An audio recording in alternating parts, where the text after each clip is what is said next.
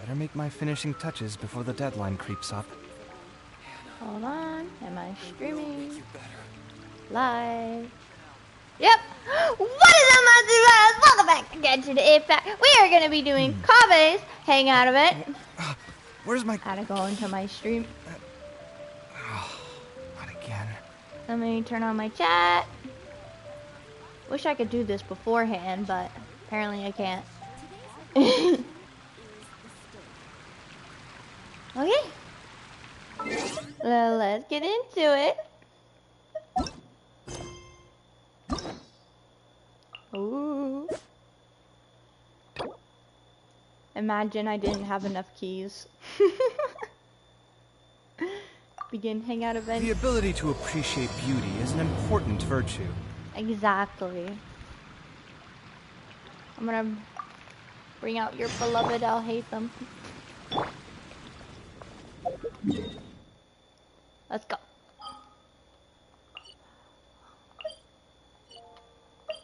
Ready? I'm so excited!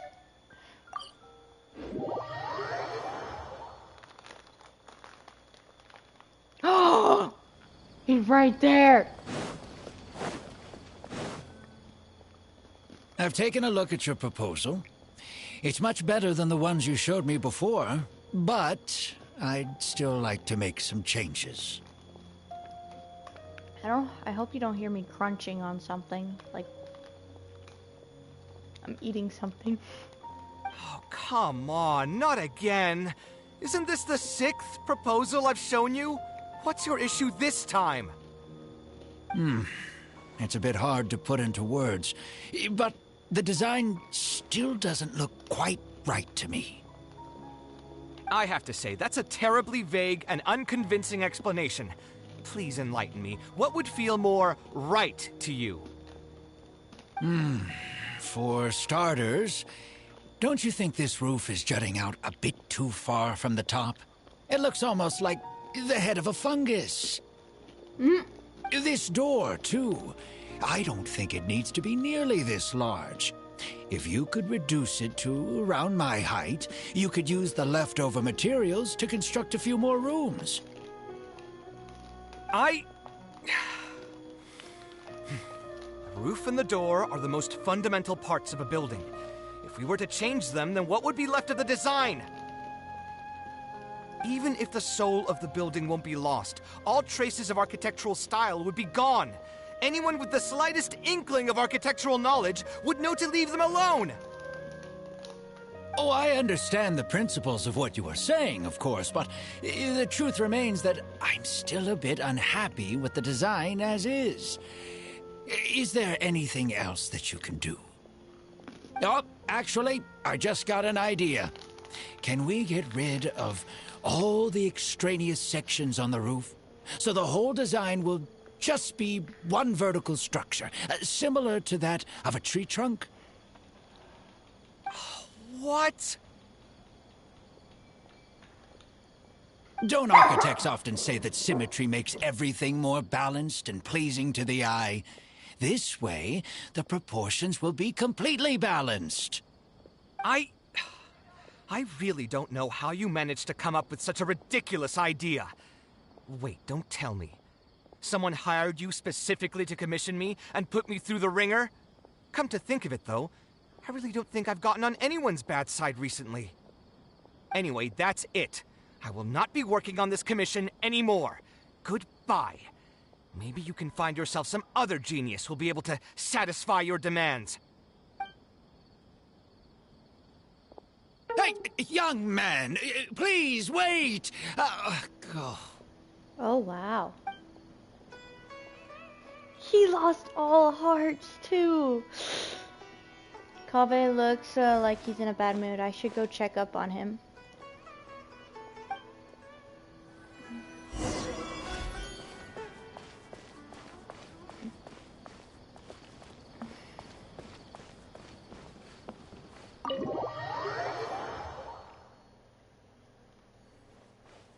Aww, he put his head down. Taking this commission was truly the worst decision ever. Are you alright? Oh, hey. I wasn't expecting to run into you here. Actually, while we're on that, what are you doing here at the tavern? Don't listen to anyone who says that drinking is an elegant pastime. It's no good for your health. Drinking is an elegant pastime. La la la. It's no good for your health. Drinking is an elegant pastime. La la la. Just making sure. Sorry. I followed you here. I saw you arguing with someone just now.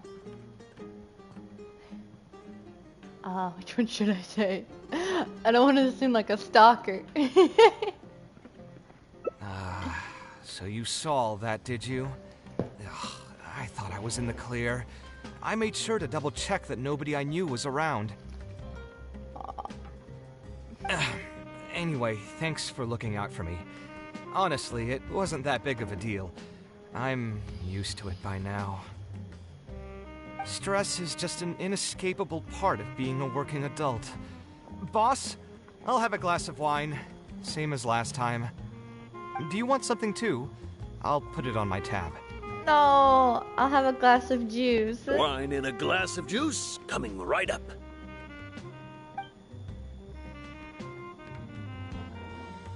I know you're already keeping a secret from me, but if you could add this one to the list as well, I'd really appreciate it. Arguing with a client is not a good look for me. If word gets out, other potential clients might be afraid to work with me. That guy, though, what was he even going on about? All those ridiculous demands of his? He's just a blabbering fool trying to act like a know-it-all. Kaveh seems a lot more honest after he's had some wine. Another glass, please, boss. I'm not leaving today till someone has to carry me out. You've got it, sir. I gotta say, though, it almost feels like you're saying that every other day now. It really is every other day that you'd run into a client who knows nothing about construction requirements or architectural style. If this was in the past, I'd never have gone through 6 whole drafts trying to accommodate the client's preferences. But perhaps getting used to this just means that I've grown numb to it. I've worked on so many projects since graduation, and none of them have been approved at the first pass. I would spend a lot of time altering my designs, and by the time the clients were finally satisfied, all my passion and enthusiasm would be gone. It feels like I'm straying further and further from my artistic vision with every change I have to make. I suppose, though, that just sticking to your guns and completely disregarding other people's feedback would also not be a good thing. All of this makes for a real paradox, one that particularly crops up in my work, too. In the end, what is the true meaning of art? Should I see it as a divine gift of inspiration from the gods, or an expression of the light of my own wisdom? Here's your drink. How are you already spouting nonsense after just one glass? Your tolerance is usually much better than that. Boss, what do you think is the meaning of art? Wait, is he drunk? The meaning of art? Really, my friend, who in Sumeru understands art better than you? Anyway, I don't know about art, but I do know that I'm interested in business, and some patrons are waiting to be served. So, you'll have to excuse me for now. Just holler if you need anything. What do you think, traveler? He's definitely drunk. Art is something that resonates with the masses, something that embodies the creator's efforts and dedication. I honestly have no idea. The masses, I guess it means people. Exactly. So our thoughts on the meaning of art are rather similar. I got the right answer. In Sumeru, and especially Sumeru of the past, the arts are not a popular discussion topic. Trying to talk about the arts is basically the key to killing any conversation. It's too bad that I'm not in my best form today.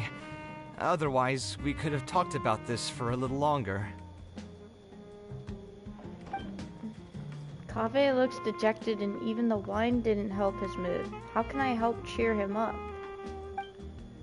Maybe I should play it safe and just make a simple suggestion.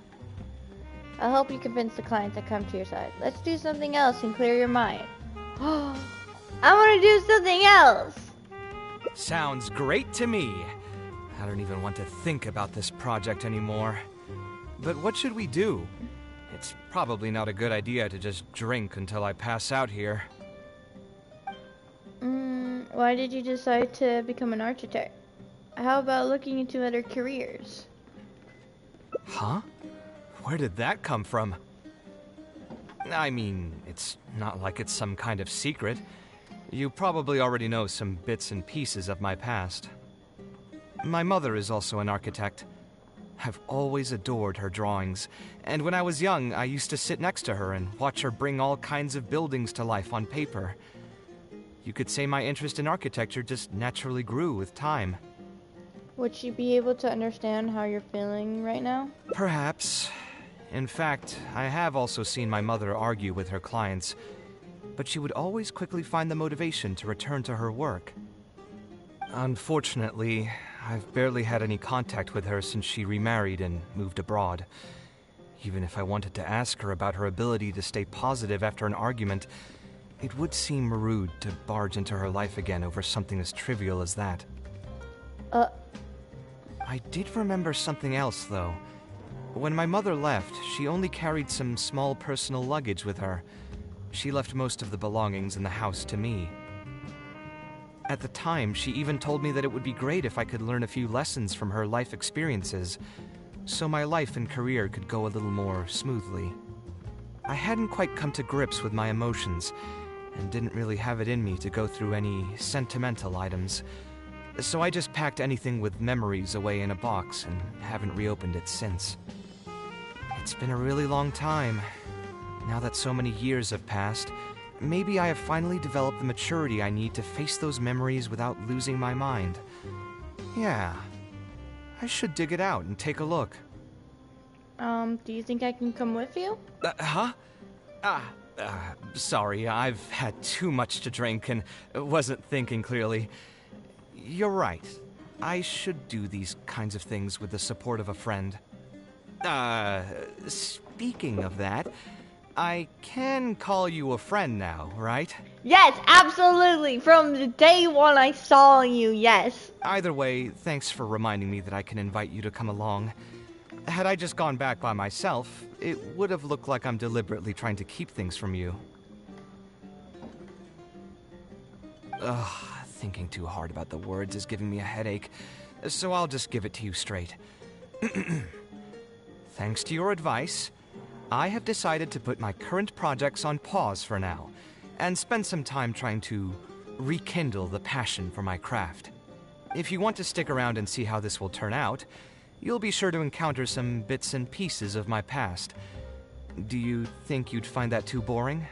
I don't think so. All right, then let's head back together. I mean, you already know where I live. Who knew that the day would come when I, too, would have some friends over? Let me see. I should have tidied up the place before I left the house this morning. Al-Haytham shouldn't be home now either. He's usually in the records room at this time of the day. Anyway, there's no more time for drinks. I'll go take care of the bill. I can pay for it. I literally have 13 million more up.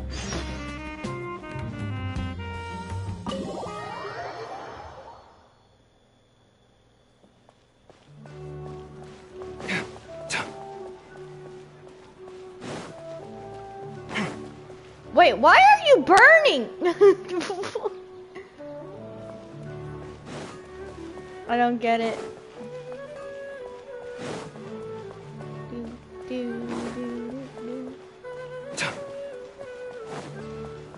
Oh my gosh, he gets to go to his house again.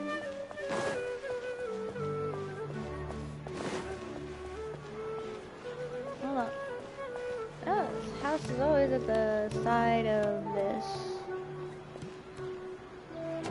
The left side.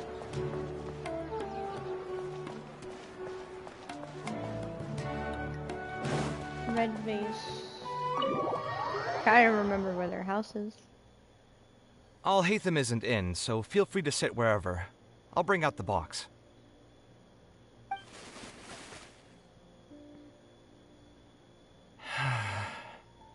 What's wrong? Oh, nothing. I just didn't realize how much time had passed. The box is pretty dusty, which means it's already been a while since I've moved into this place. And many years since my mother moved to Fontaine. Your mother moved to Fontaine? Oh. I'm happy for her. I hope she'll be able to find happiness there. She raised me all by herself after my father passed away. It definitely wasn't easy for her. Anyway, enough about that. Let's see what I packed into this box. What are all these things? Oh, that's a drawing! That's such a nice drawing. Is that a drawing? Oh, I remember now. This is a drawing I made in Port Ormos. Obviously, I wouldn't call it anything special now, but I was less than 5 years old when I made this drawing. That's more than 20 years ago. You could say it's pretty good for a child of that age. Now that I've said that out loud, I suppose I do have some level of artistic talent, right? Why do you say that? You don't sound as confident as you used to be. Criticism and self-doubt have always been a part of the artistic process. Without criticism, there can be no improvement. It's normal for me to question my abilities from time to time. I admit that I may have spent a little too long questioning myself this time around, but as you know, the heart tends to dwell on whatever it pleases. Anyway, never mind. The more I talk about it, the less confident I feel. Let's see what else we have in the box. Ah, my building blocks! It's been years since I've last seen these. When I was a kid, I used to stack them super high, and could even stabilize the tower to keep it from tumbling over. Hi, Ellipse! You're up? Nice. What are you... Oh, and this blueprint. I made it by copying my mother's sketch, and the aspect ratio was horrendous. It's still technically the first blueprint I made myself, though. We're doing Kaveh's event, as you can see. I was super proud of myself when I finished it, and put it in the same pile as my mother's sketches, hoping she'd notice and compliment me for my good work. Unfortunately, my mother didn't realize that I had put it there. When she had a meeting with a client the next day, she handed my blueprint to him by mistake. The client was completely confused by this new blueprint, but apparently he felt too tongue-tied to question such a famous architect. It was only a few days later that he finally gathered up the courage to pay my mother a visit. He asked, "The door in this blueprint is even taller than the roof. Is this supposed to be part of the design?" And what happened after that? My mother took me with her to personally apologize to the client several times. She didn't scold me about it in private, though. Instead, she went over all the steps required to draw a good blueprint, and was very patient throughout the whole process. I still remember it like it was yesterday. He's one of... Oh!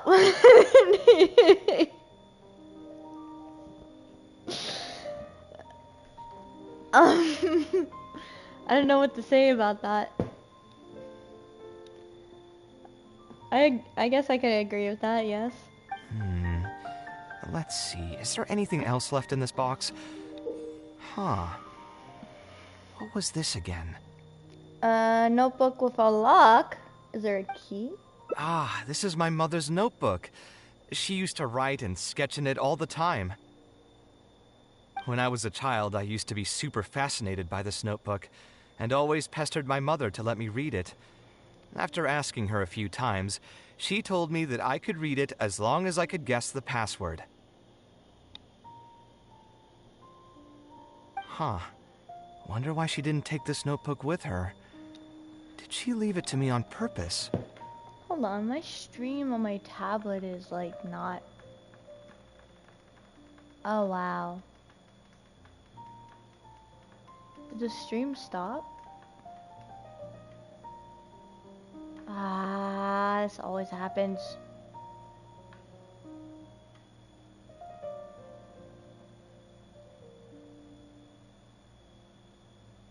Okay, no, it didn't stop. There we go. Sorry, my stream on my tablet stopped. So, like... You could open it and take a look. If only I could. I never managed to guess the password. Even after all those years? Hey, it's not a matter of time, it's a matter of inspiration.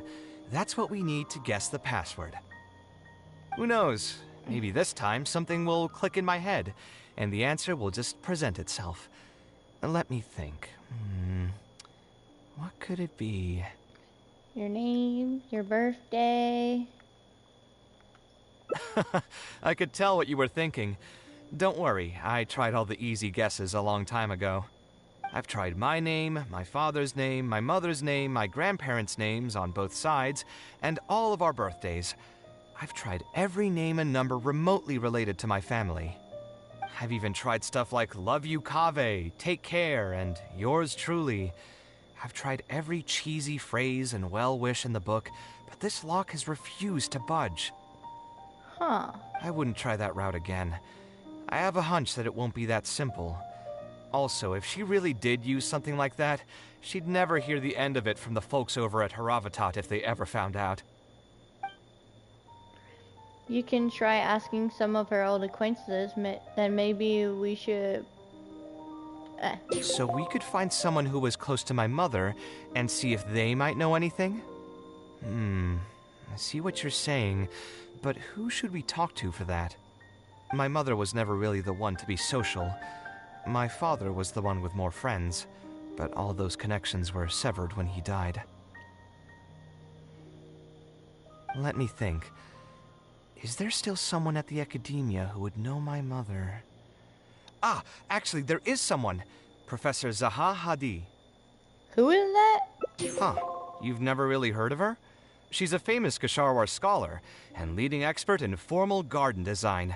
My mother studied under her as a student many years ago.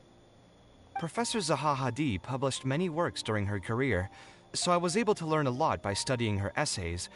If there's anyone who still remembers my mom, it'd be her. She's older now and is no longer teaching at the academia. But if I remember correctly, she spends most of her time around the Bimarstan area. Let's go take a look. We might run into her if we're lucky. Can I still be... Oh, I'm in his house! Again! Wow. I wonder whose room this is. No, this is just a bunch of books. There we go.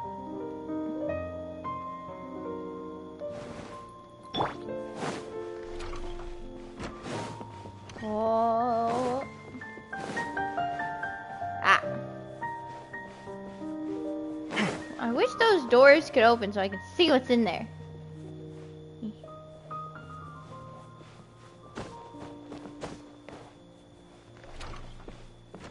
Okay, let's go.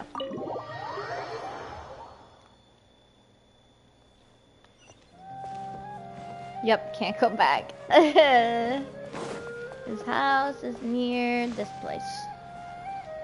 Where the core 30 is. I think they're called the core 30. No, that's not the core 30. Or is that the Matra? I don't know.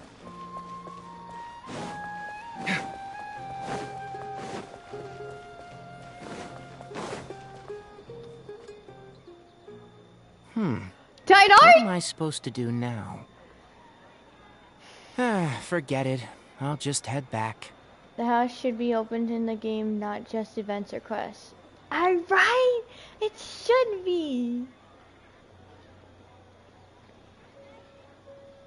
Tighnari, what are you doing here? Oh, it's you. Good to finally see you again. I came into the city to buy some experiment reagents, hoping to bring them back with me to Gandharvaville. But as soon as I got here, I noticed someone banging on Cyrus's door. You've all heard of Cyrus, right? He's an ex-sage and Cyno's adoptive father. Huh? I don't remember that. Screenshot. An ex-sage I was thinking about going over to ask what's happening. That granny over there may appear old and frail, but her vocal cords certainly sound loud and healthy as ever. Granny? Yeah, she's just over there. You can go check out the situation yourselves in a moment. Kaveh, were you at the tavern? Oh, we got him. I had a quick drink or two. Can you still smell the alcohol? Drinking in broad daylight. Really? You want to pass out by the road and get run over by a sumpter beast like some mindless fungus, huh? And you, traveler? You didn't try to stop him?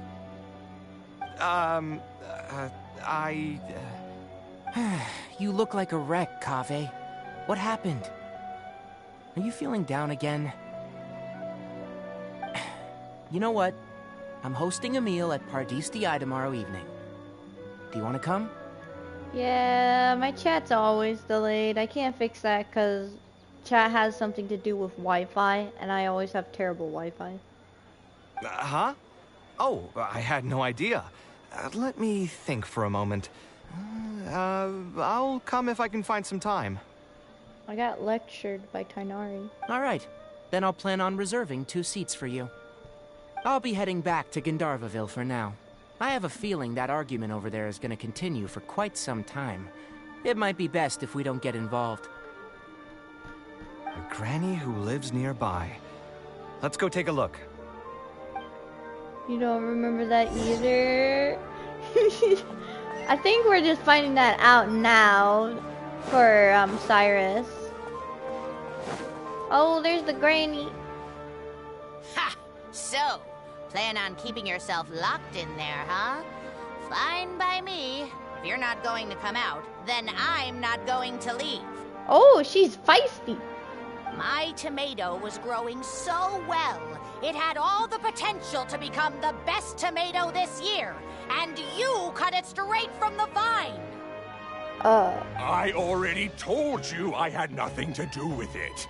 Why would I take a tomato that's still weeks from ripening? You'd have to be awfully green as an investigator to think it was me. You see, the word green here could refer to both the color of the tomato and the fact that your skills could use some. Enough nonsense! Just come out and face me, you coward! He tried to make a joke. You're out of your mind. If I've actually done something wrong, then get a mantra and pull me out by force, why don't ya? Oh, why you? Don't tell me this is... Professor Zahahadi? And who are you? Oh, Kaveh. Fancy seeing you here. Oh, her attitude changed very quickly. How long has it been? Come on, get over here and let the professor take a good look at you. Not bad, not bad. You've grown taller again. Professor, what's going on here?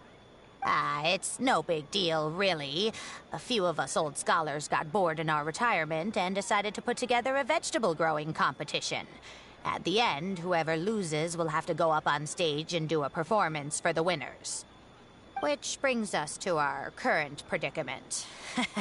My tomato was sure to win until a certain someone decided they couldn't bear to lose. Hey, don't try to defame me in front of the kids. If we're airing out each other's dirty laundry now, then why don't we talk about you sneaking into Janat's garden the other night? Ahem! Lucky for you, seeing these youngsters come to pay their respects today has put me in a better mood. I'll let you off the hook, for now. Come on, let's go. We'll take our conversation elsewhere. He doesn't need to be a part of it. Yes, of course. Granny has committed a crime.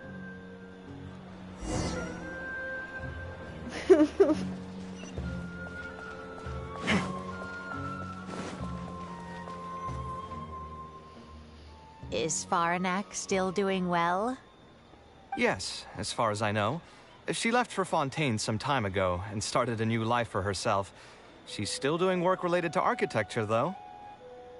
I know where Sino gets his jokes. Same. You know, if you like skip the video, you probably could be a little bit less delay. Only if you want to. Like skip it forwards. Ah, yes. I did hear about that. Did that upset you at all? Because my tablet's on the stream and my tablet's much more ahead than you are. No, not at all. She's already sacrificed a lot raising me as a single mother. Aww. That's good to hear. Your mother did struggle quite a bit those few years. It's probably a good thing that she found a new place to call home. Sometimes I wonder if things were harder for her because she was so beautiful. People were always drawn to her beauty first, only to realize she had a sensitive and vulnerable heart underneath. She was still quite young when she first joined my class as a student. Beautiful and radiant with her golden hair, yet quiet and single-minded. She seemed like a lass from some aristocratic house who was seeing the outside world for the first time. She had to make a lot of drastic changes in her life to raise you on her own. Even during her time in the academia, she was a thorough perfectionist. If she was unsatisfied with something she had made, she'd insist on redoing it, even if I was perfectly happy with it. She had many admirers, and they'd always fill up the first few rows of seats, hoping they could get closer to her sitting in the first row. If it were any of my other classes, you'd have found nobody sitting in the front. But every time I saw her, she was always in that same rigid pose. She'd have one hand on her forehead with the other clutching her pencil. Her eyebrows would be knitted in a frown as she concentrated on the blueprint in front of her. I'm sure she had many difficult moments in her life. How did she cope with the stress? I'm not too sure. She never talked about such things with me. She rarely opened up to other people, you know. I do remember one time, though, when she got into a heated argument with a friend. She said something I found very memorable. Oh? She said, "True art cannot be understood, but as an artist, I wish some people could understand its meaning and value." If you ask me, that's probably the greatest source of pain for geniuses of their craft. It's extremely hard for them to find someone who can truly understand their ideas. So that's how it is. I wonder if the password could be... Understanding? Acknowledgement? I tried both just now. Seems those aren't it either. Razor looks like Sino's dad teacher. What are you trying to do? They do look kind of similar. My mother left her notebook to me, but it has a password and I haven't figured out what it is yet. I'm trying to learn more about her so I'd have a better chance at cracking the code. Thank you for all that you told us. It's the least I can do. Talking to youngsters like yourself makes me feel younger, too. Honestly, looking at you now, I can see how much you resemble her. It's almost as if she's standing right in front of me again. Your personalities are quite alike, too. You're both stubborn and both a little awkward. Of course, I'm sure the similarities are mostly superficial. But so long as you continue to harbor those traits, you'll find a lot of difficulties in your work. I've taught a lot of students over my career, and in my experience, very few genius architects of Ksharawar ever found happiness for themselves. They would know exactly what they want to express and fight for it tooth and nail, which inevitably led to arguments with their clients. Some clients would choose to respect the architect's vision or just let the argument go because of the architect's reputation, but those are the rare ones. When Farnak first graduated, she was getting into arguments with her clients nearly every single day. I think it only got a little better when she met your father. I see. But could he understand the designs my mother made? No, I think they were probably beyond him, too. But despite that, he still stayed next to her, listening to her joys and sharing in her sorrows. Faranek had many admirers, but she ended up choosing your father. His support probably played a part in that decision. So instead of understanding, perhaps all we need is just companionship. Maybe that's what she was trying to tell you. Huh. It worked. Oh, was that the right password? Yes! Then you should be on your way, child. Find a quiet place and see what she wanted to say to you. Being the awkward person that she is, I suppose there were many things that Faranek could never say out loud. Instead, she probably left them in her diary, hoping that they would make their way to you one day. If you're ever in a mood to chat again, just come and find me here. You're always welcome to discuss architecture topics with me as well. You're gonna stand at this rock the whole time. Thank you so much, Professor. There's no need to be so formal. I'll let you kids go. It's time for me to take another stroll around the vegetable garden. I wonder what my mother could have written about. Wait. They all say Zaha Hadid's class is the toughest, but I think it's actually not too bad. On the other hand, though, structural mechanics is definitely a pain, no matter how you try to approach it. I doubled down and managed to get through it in the end. I met someone special. At first, I didn't think much of him, but now, I feel very happy whenever I get to spend time with him. We decided to name our son Kaveh. I don't think a younger me would have ever imagined forming such an intimate bond with another person.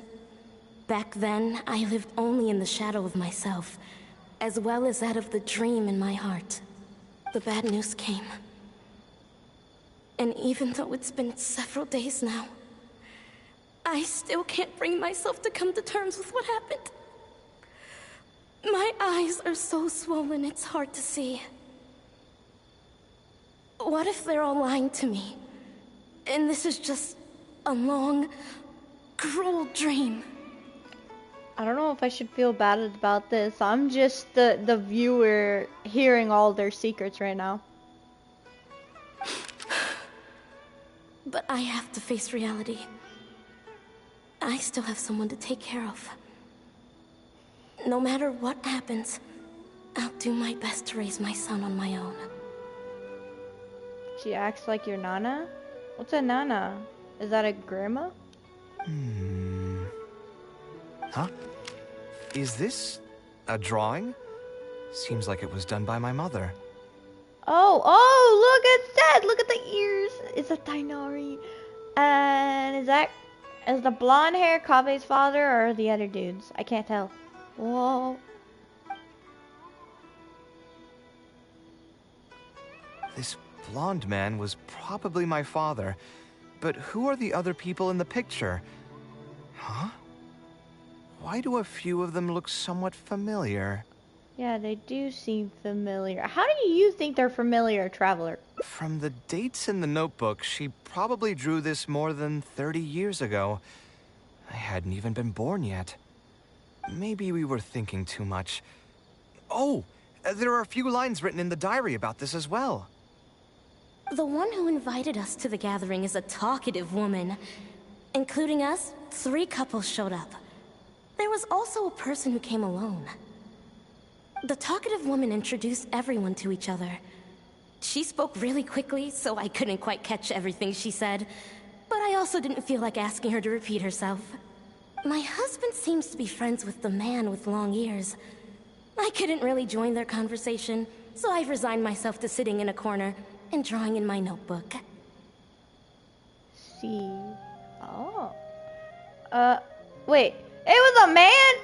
Okay. I don't think I'd be able to become friends with any of these people. Especially that stiff-looking couple. That man is certainly very handsome. But he would constantly alternate between disjointed and serious ways of talking. His wife is a bit more bearable. We were not acquainted with each other to begin with, and I doubt we'll see each other again after this gathering. The ambiance of this gathering is surprisingly pleasant, however. Talking to people can allow us to find some peace after a long day. Maybe my son will also partake in these gatherings in the future. I hope he'll be able to make many friends. Who would have thought my mother used to attend that kind of thing? It seemed she was only good at talking about her own work, and found it difficult to join into other conversations. As a result, she often kept to herself and would be off to the side, drawing. There's more written on the back. Oh, it seems like it was written to me. Kaveh. I was both overjoyed and distressed when I learned of your decision to continue your studies in Kshahrewar. You are very talented, and I am confident that you will become an architect of much acclaim.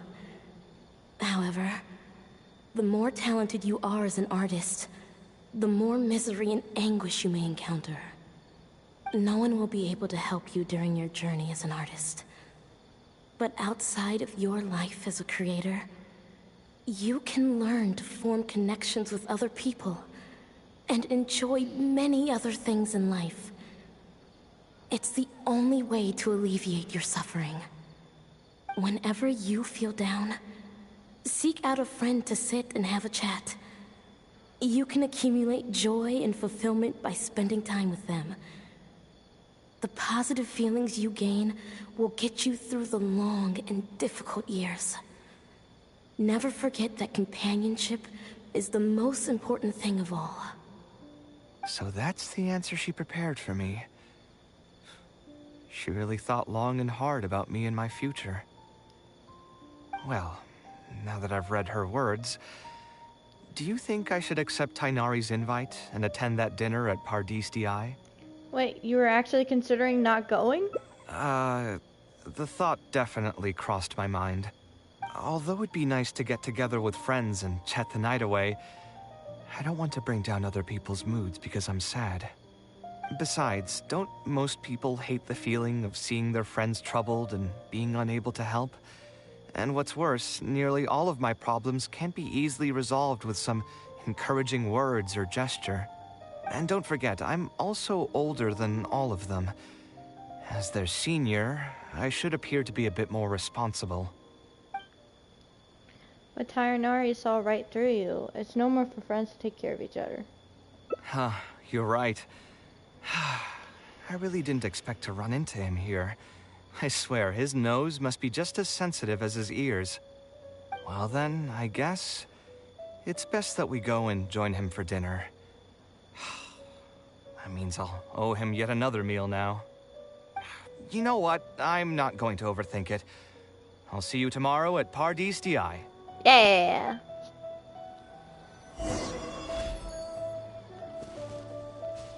Okay, so wait until 16 o'clock the following day.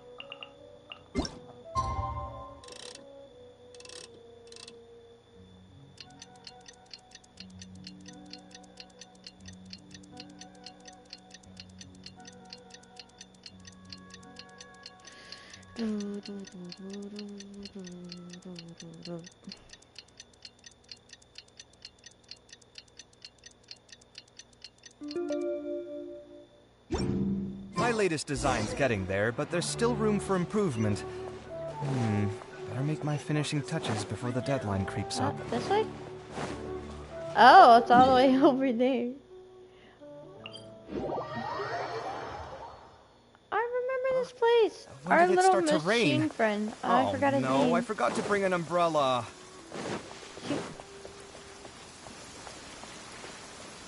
Probably in there right now.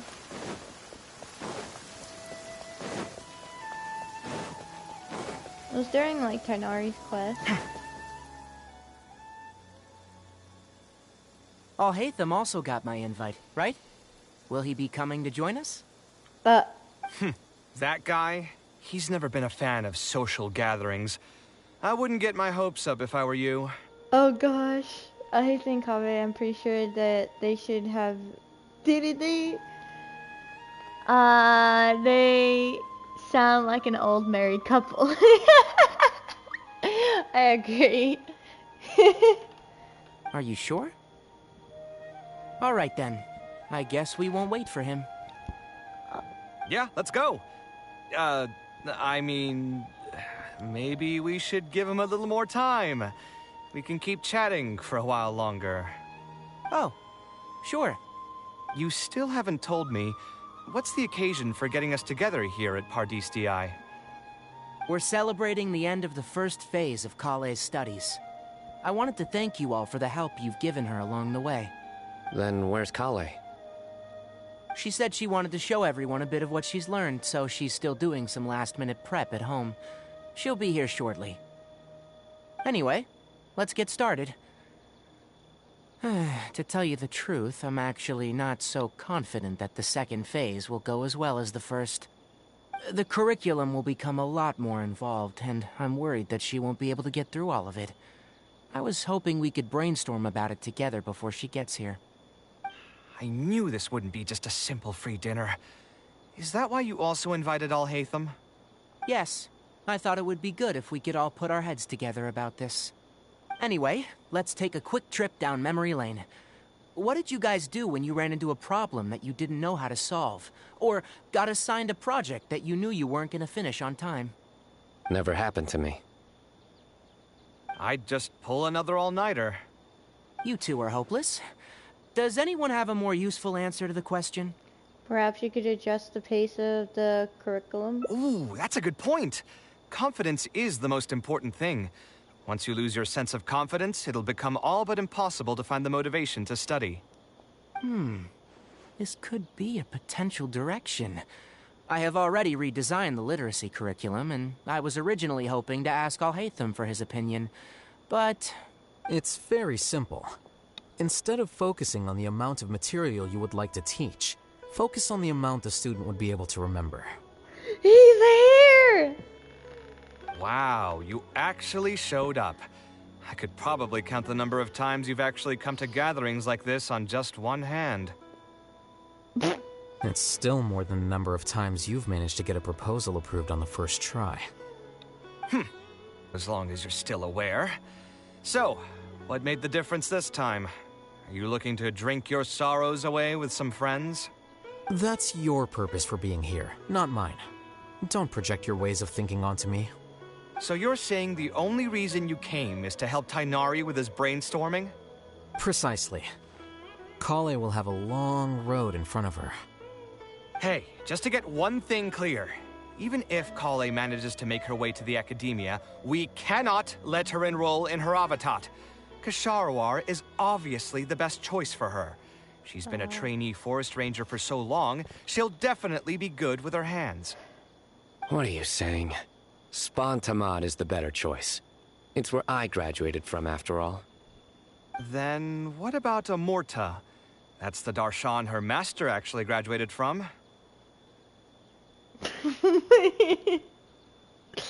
There are only 2 other darshans left. We might as well select all of them on her enrollment application. Yes, we definitely love them both.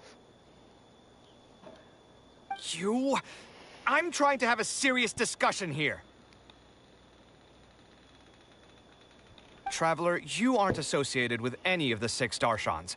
In your opinion, which darshan would be the best choice for Kaveh? I think she should get through the second phase of her studies first. Well said. Agreed. And my goal in inviting you here was to gather some thoughts on the execution of this second phase.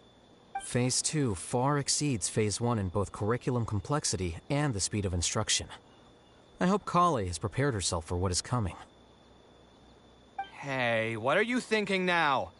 Please don't tell me you're planning on lending her those abstruse books from your home library. Actually, I was thinking about lending her a professions guide. I'll make sure to write, "Don't become an architect" on the front page of that. But don't you love your job, Kaveh? You're right. I can't deny that. Is there another phase after Phase 2? What's the ultimate goal of all of this? Are we trying to prepare her for a job in the academia?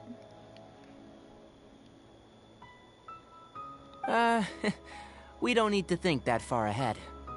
Hold that thought, though. I think my vegetables are done. I'm telling you, that client had no idea what he was talking about. No matter what I did, he had something bad to say about it. He's drunk again, and they started dinner without Kaveh. Kale. Kaveh sure gets drunk Have you fast. considered finding another client? They're all the same. I haven't had a good night's sleep for months now. Who do they think they are, ordering me to alter my design over and over again just because they have some mora? It's too late now to change careers. You might as well try to find some joy in the pain. Besides, you'll be getting up in the middle of the night to make edits to your own design even when the client doesn't request it. No. That's not true. Cheer up, Kaveh. I'll tell you a new joke. Oh gosh. We'll save that for the end, Sino. You No. can keep it to yourself until then. Whatever. I'm not going to use my brain anymore. Let's drink tonight to our heart's content. Oh wow. Leisurely gathering. The positive feelings you gain will get you through the long and difficult years. Save.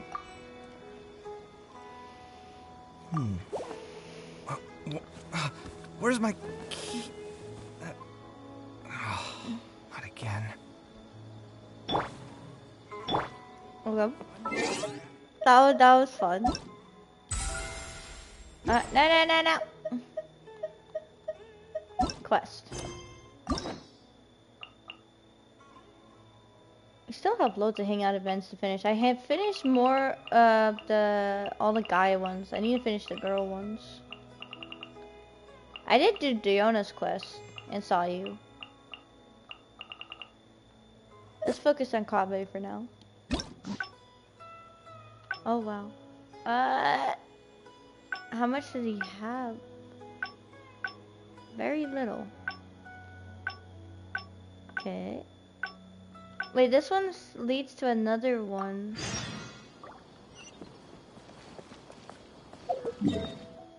I think it was to try and...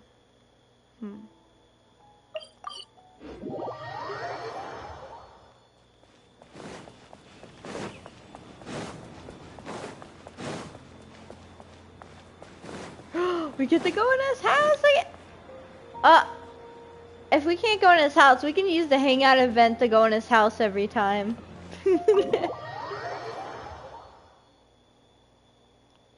Alhaitham isn't in, so feel free to sit wherever. I'll bring out the box. Skip whatever we already heard. Because we already heard all of this. Oh, nothing. I just didn't realize how much time had passed. I'm happy for her. Anyway, enough about that. Let's see what I packed into this box. For some reason I can't skip What are all the words. these things? Oh, obviously I wouldn't call it a... Now that I've said that out Why loud, do you say criticism that? and self-doubt have always been a part of the artistic process. Without criticism, there can be no improvement. It's normal. I admit that I may have spent a little too long questioning myself this time around. But as you know, the heart tends to dwell on whatever it pleases. Anyway, never mind. The more I talk about it, the less confident I feel. Let's see what else we have in the box. Ah, my building blocks! Oh, Yeah, we heard this this blue, I already. was super proud of my... Unfortunately, it was only a few days later that my mother took me... She didn't scold me about... Let's see, is there anything else left in this box? Huh. Ah, this is my... When I was a child. Huh. Wonder... If only I... Hey, it's not a matter... Who knows? Maybe this time something will click in my head. And the answer will... I could tell what you were thinking. I've tried my name. I've even tried stuff like... I wouldn't try that route again. Then maybe we should just put it aside for now. There we go. Yeah, you're right. Although I was hoping to find some words of wisdom from my mother, if I stop and think about it, her words may not be the advice that I need to hear right at this moment. Everyone's life journey is different. Traveler, you've visited many lands and met many people, so I'm sure you've run into situations where some advice wasn't exactly suitable for the situation at hand. Ah, I just got an idea though. If I want to rekindle the creative passion that I had before, instead of trying to unlock an old notebook, why don't I take a walk around the parts of town that had changed my life? What do you think? Sounds good to me. I'm glad you agree. Then let's start by taking a quick stroll around the academia. Can I stroll with you? Can I stroll with you? I have Al-Haytham. No, I can't stroll with him. Hold on.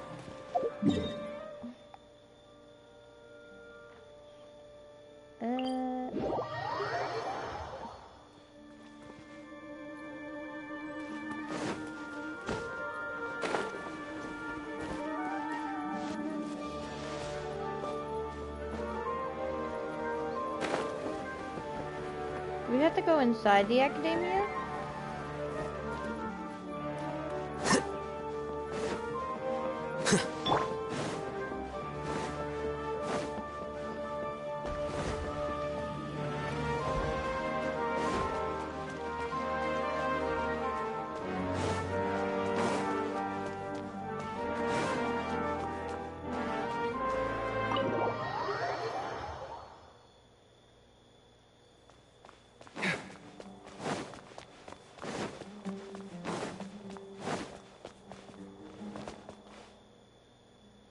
Of all the places in the academia, I remember this one most. When my studies got busy, I used to pull all-nighters here trying to finish my blueprints. You sound like you almost missed it. Who doesn't miss their time at the academia? Life was a lot simpler then, and we all had far less troubles. I created many designs that I thought were beautiful in the House of Dana. I drew whatever came to mind, since I didn't have to care about budget constraints or turning them into reality. Why did you like to draw in the House of Dana? If I had to give a reason, it'd probably be because I like the ambiance here. The academia also had a rule that allowed scholars to annotate any physical books they came across. As a result, the books here are chock full of scholars' wisdom across many generations.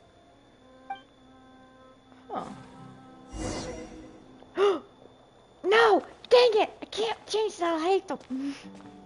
I was gonna fulfill your dreams, Ellipse.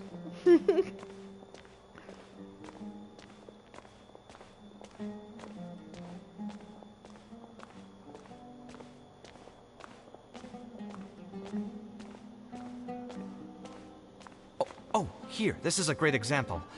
This book, History of Ancient Sumeru Architecture, contains some analysis that I did many years ago. Huh? Why is Al-Haytham's handwriting also in here? When did he ever read this book? That's a slip of paper. I guess it's probably from when we worked on that research project together. Anyway, he probably never cared to tell you this, but the House of Dana is where Al-Haytham and I first met. I came here to do my homework, and saw him sitting by himself next to that row of bookshelves. A group of Haravatat scholars were chatting near him, but he looked as if he was too lazy to join them. There was a pretty stark difference between him and all the rest of them. It was my fault for feeling bad for him. I thought he must have gotten into some kind of trouble and went over to ask if he needed anything, not realizing that... Not realizing that you were in fact the one in a whole heap of trouble? Al-Haytham? Why are you here? You appeared again. The House of Dana is a public space. Anyone can come here, no? But shouldn't you be at the records room at this hour? You're not here to watch me make a fool of myself, are you? You think I would derive amusement from watching you fall into depression over your life's various troubles? If that's the case, then I suppose I must have been entertaining myself for years. I came here to pick up a few files. If your voice hadn't managed to get through my soundproof earpieces, I probably wouldn't have noticed you. Dang. All right, all right. I admit I was probably overreacting just now. Well, want to continue the story? I want to know what happened next. Probably not when he's right here with us. As his senior, I shouldn't try to tarnish his reputation. There was nothing embarrassing or shameful about it. When I was still a student at the academia, I once collaborated with Kaveh on a research project. A collaboration is usually beneficial for all parties, but due to issues with our personalities, we ended up going our separate ways before completing the project. We had a number of differences, and they remain unresolved even today. But there's no point going into that right now. The more important question is, why are you at the house of Dana? Kaveh's feeling a little... Oh, hi, Raven.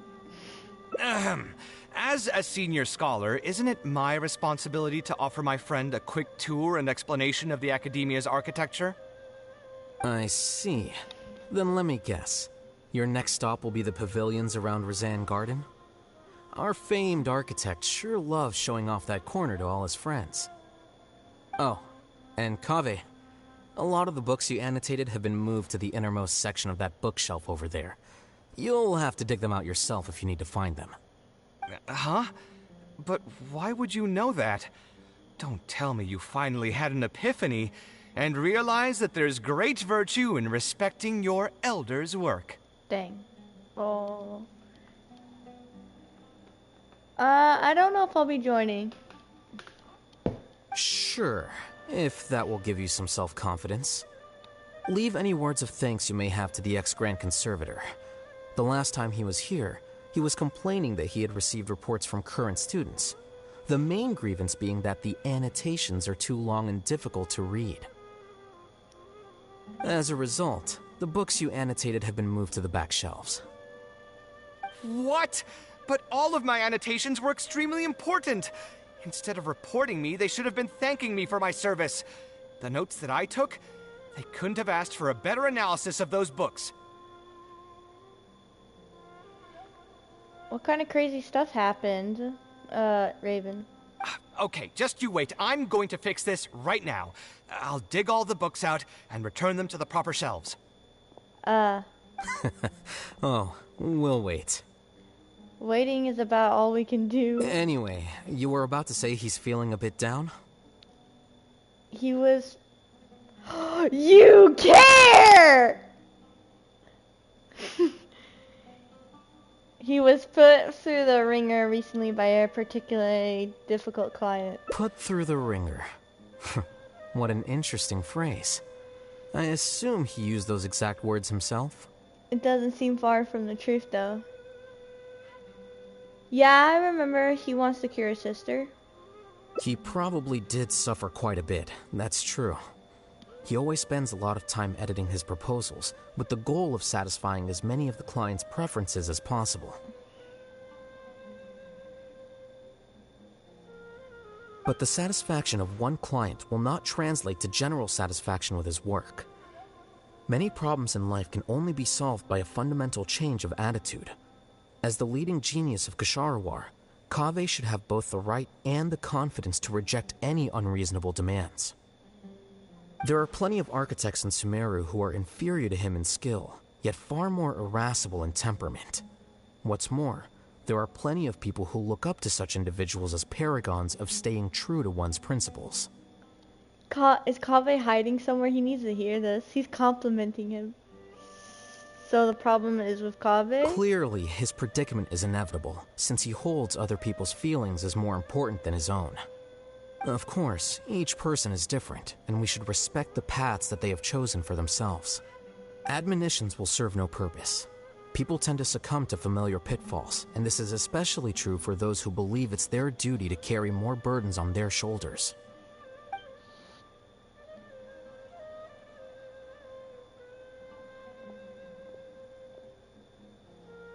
Looks like you were having an enjoyable chat while I was gone. Were you talking about me by any chance? Yes, he was. What do you think? What else is there to talk about? Surely no one would be interested in talking about the files that you were browsing through earlier. Anyway, you should take a look at this. Look at this comment on page 82. Dear Kaveh, thank you so much for annotating this book in such detail. It was a great help to me. See that? Now that's how a student should treat their seniors. And it looks like you're already in a much better mood now. It really doesn't take much to make you happy, huh? Me happy? I'm mocking that retired blockhead for being so full of himself. He understands nothing about the true beauty of architecture. When I can find some time, I'll have a serious talk with him about making sure these books are put where they belong. Why don't you just move all the books yourself? It's not like he hasn't cursed you out before. What was that nickname he gave you while you were in the academia? The Urchin of Kasharwar? Wait, what? Kaveh had a habit of scribbling and writing in all kinds of books. Hey! You didn't need to bring that up. At least not when I'm still standing here. Oh, actually, I also found a really old sketch in one of the books over there. See? Doesn't it remind you of something? An arch bridge? I don't really get it. Huh? Don't tell me even you don't get it. Don't ask me. This is the time you specifically put aside to brag about yourself. Feel free to hoard all the spotlight you want. He wielded the powerful relic and was controlled dark magic and was hoping to use its power to... Oh, dang. You... In that case, allow me to explain. Although this sketch is a little abstract, you can plainly see from the road plans that this was an original concept for the expansion of Port Ormos. We can also plainly see that the designer was a huge fan of this project. It's the project he loves to talk about the most, second to the Palace of Alcazarzare. If I don't keep bringing up the neat projects that I've done, how would anyone know that I was the one who did them in the first place? There shouldn't be any complaints about Port Ormos. If I remember correctly, the construction process was very smooth, everything was made ready ahead of time, and there were very few safety concerns. There are indeed no records of any complaints about this project. A most impressive achievement. See? What did I tell you? Come on, let's take a stroll through Port Ormos next. I'll tell you all about the designs I made for the place. Are you going to come too? I'll hate them. No need. It's almost time to clock out for the day, and I don't intend on bringing any unfinished work home. Aw, come on. Suit yourself. It's not like you know how to appreciate artistry anyway. Let's go, traveler. I'll take you to Port Ormos. I'm excited to go with Kaveh. Let's go! Oh.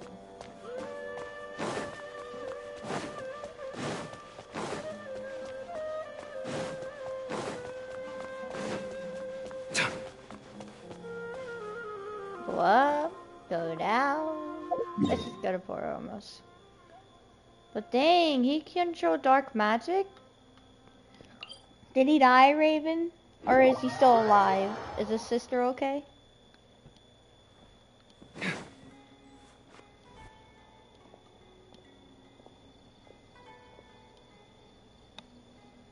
Oh, this bridge. Port I remember Ormos. this bridge. Did you design one of the buildings here? No, I didn't design any one specific building. Most of my work here concerned structural renovation. Port Ormos had already existed since I was still a young child. It wasn't as large as it is now, though. It only came to its current size after a sizable expansion. I was part of that project. That's cool. The arch bridge over there, for example. That was one of my designs.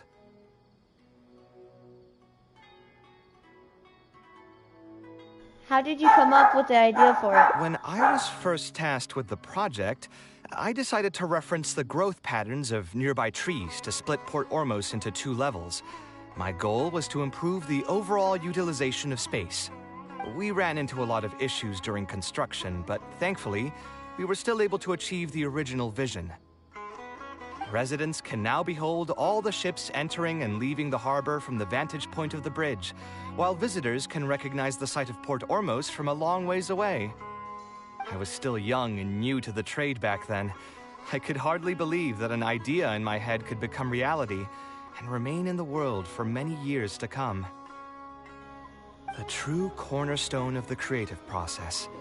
The point about the design that will be ultimately used to judge its true worth. It was the first time that it became crystal clear in my mind. Kaveh, you're impressive. Once built, a building will continue to stand. Countless people will see it, and countless more will step inside it. Its final worth, whether it's good or bad, will be assessed by the countless generations of people that interact with the building during their lives. I'm sure the residents of Port Ormuz really enjoyed it. I think it's pretty cool. You think so? I'm Yeah. glad to hear that. But even with this project, I still had one small regret.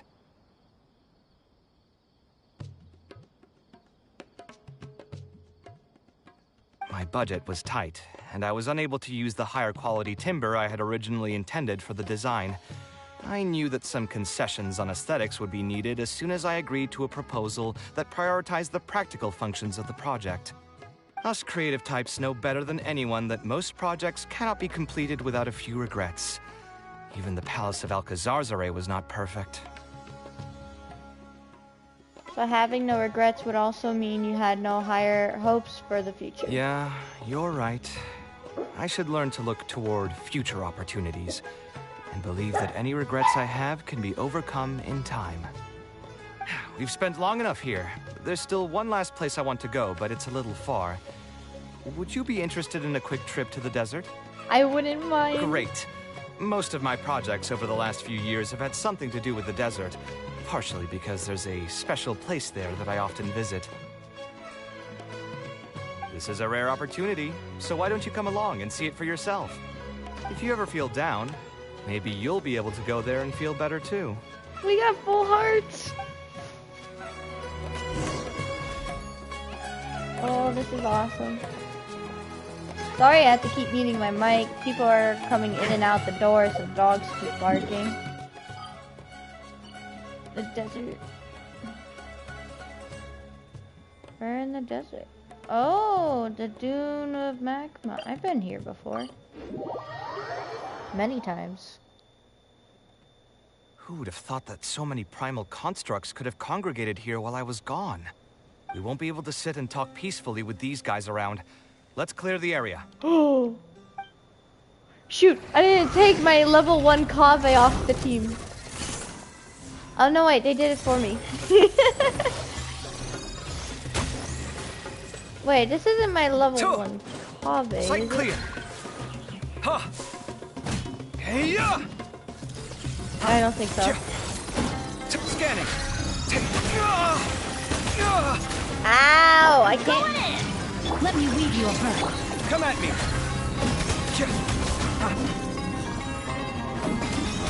I don't know how to use them.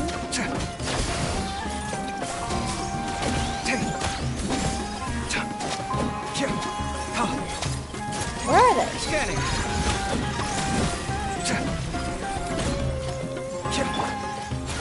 No, well.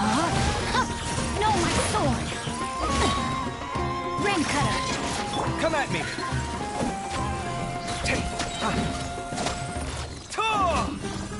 Watch and learn. Finally.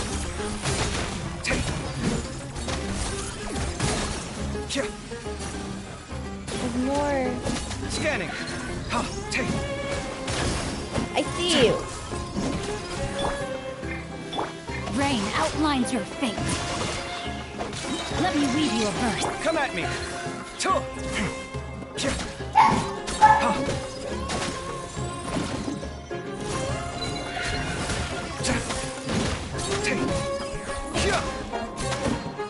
Scanning. Oh, I wish I could use this old again. Isn't this place great? I often come here to clear my mind when I'm dealing with a difficult situation. You know what I mean.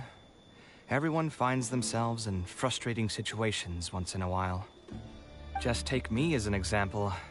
My family life got shaken up quite a bit when I was young. I struggled in school, and I got into a huge pile of debt building the Palace of Alcazarzaray. Although Alhaitham thinks that it's because of my personality that I continue to live in the shadow of the past, I think it's also just a part of life. Plus, if I look back, I've honestly had my fair share of good luck as well. You could probably say I've followed in the path of my mother. Like her, I've gained a name for myself as an architect, built something that's seen as my magnum opus, and found many projects that others have entrusted to me to finish. You also haven't completely lost your passion for life. Life is too boring when you live with no enthusiasm and passion. Only those who believe in the inherent meaning of it can capture the small nuances of everyday life and turn them into inspiration for beautiful designs. Of course, I will concede that loving something also means taking it to heart. So to an extent, caring is also a source of pain. If I didn't love my work, I wouldn't be so torn up about it all the time. But still, isn't this place beautiful? Despite the erosion from the winds and changing seasons, you can still perceive its past beauty and glory. With different landforms come different architectural styles. The desert's history has left it with few records regarding its buildings, so I often visit the desert to investigate things in person. The sight here has moved me ever since the first time I laid my eyes on it. I told myself that one day, I would also be able to create buildings that move others. My pain will one day fade into nothing, just as I've reached the end of my life. But buildings are different. They are far more valuable than most materialistic things, and far more durable than human flesh. As long as there remain souls in the world who can decipher the meaning behind them, they will also have acknowledged me across the vast stream of time. If you were to ask me what art is, that would be my answer. Now that's more like the Kaveh I know. You think so? But I feel I've always been like this. Remember that question I brought up before? The one about whether I should see art as a divine gift of inspiration from the gods, or as a product of my own existential struggle? I still haven't found an answer to that yet. But if art wasn't inherently paradoxical and enigmatic, then people probably wouldn't be drawn to it. Those who pursue art will be unable to avoid the pain that it naturally brings. Will often be floating on cloud 9 one second, and sinking in a mire the next. I'll try gathering my thoughts again once I've found a way to define art in the first place. In any case, thank you so much for listening to everything I had to say. Ah. Beneath the stars, my pain will one day fade into nothing, just as I reach the end of my life. But my buildings will endure. Chihuahuas won't stop barking.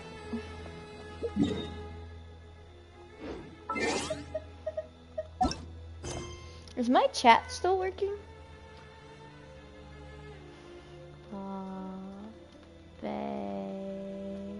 Set.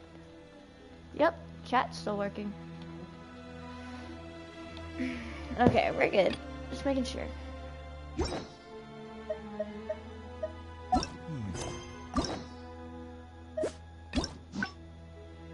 I'll accept all the primos once we get all the, you know.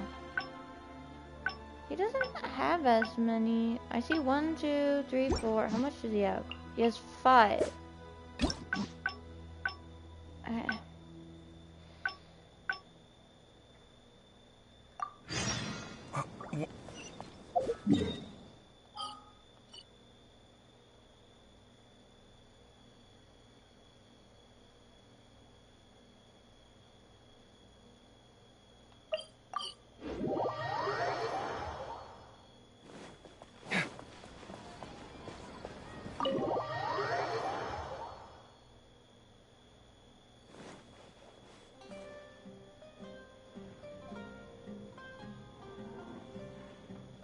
Taking this commission was truly the worst decision ever. Oh, hey. I wasn't expecting to run into you here. Actually, while we're on that, what are you doing here at the tavern? I Don't followed listen you to anyone here. who says that drinking is an elegant pastime. So you saw all that, did you? Ugh, I thought I was in the clear. We already Anyway, listened to thanks this. for looking out for me. Stress is just an inescapable part of being a working adult. Boss, do you want something too? I'll put it on my tab. Wine in a glass. I know you're already keeping a secret. That guy, though. Another glass. You've got it, sir. It really is. But perhaps getting... I would spend a lot... I suppose, though, all of this... Here's your drink. Boss? The meaning of art. Anyway, I don't know. What do you think? Okay, hold on. I honestly have no idea. No worries. It was just an offhand question. It's been bothering me for a while. Even when I'm awake, the question haunts me like a bad dream. I still haven't found a good answer to it. Or maybe there was never a correct answer in the first place. Kaveh looks dejected and even the wine didn't help his mood. How could I? Maybe I should play it safe. I'll help you convince the client to come to your side. Thanks for offering, but you've seen how he is. He's not going to listen to anything I say. He understands nothing about my design, and all the suggestions he made were as if he just wanted to mock me. I don't think he was intentionally trying to be difficult. If you can convince even him to see your point of view. You mean, if I managed to get him to see things my way, then this project would also gain recognition from many people? Maybe. You've got a point. Let's hear him out one more time, then. Time to get going. I know where we'd be able to find the guy. There's no time to waste. The wine can wait until another time. I'll go take care of the bill.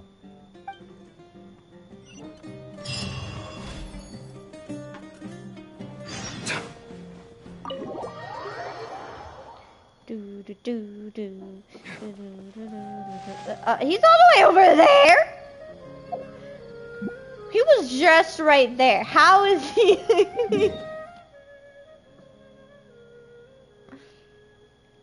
That is dumb. A refuge in the sands. Wait, hold on. That doesn't sound right. How did Kaveh get up here? That does not sound right. Ow. Oh. That's... Okay, that is the right one.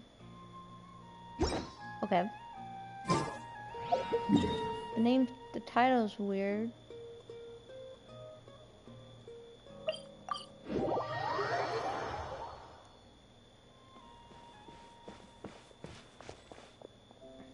Kaveh, what are you doing here?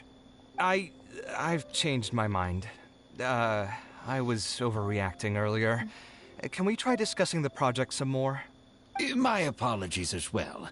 Now that I think about it, some of my requests were indeed a bit unreasonable. If I choose you to create the design for my project, I should have a bit more faith in your vision. Thank you for understanding. Mutual trust is the basis for good communication. Now that we've got that out of the way, I think we can have a more productive conversation. To be perfectly honest, your commission request has been the most peculiar one I've ever received. Even now, I still know nothing about the building's intended purpose. All I know is that you want to build something in the desert for public use. I am aware that overly specific requests will restrain the architect's artistic freedom. However, knowing nothing about the intended purpose of the building also means I have no idea if I'm on the right track. I've produced several draft proposals for you to choose from, and you've rejected every single one. If we don't get on the same page, it could be a decade before we can finally break ground on this project.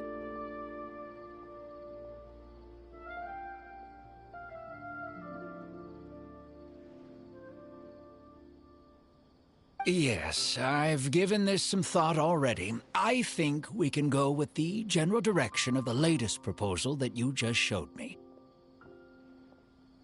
It's just... Yeah, I read it. I was surprised. Just what? Putting the building design aside, can we get some less expensive materials for the floor tiles? Yeah, I know someone in the business, and the red bricks he sells can go for pretty cheap.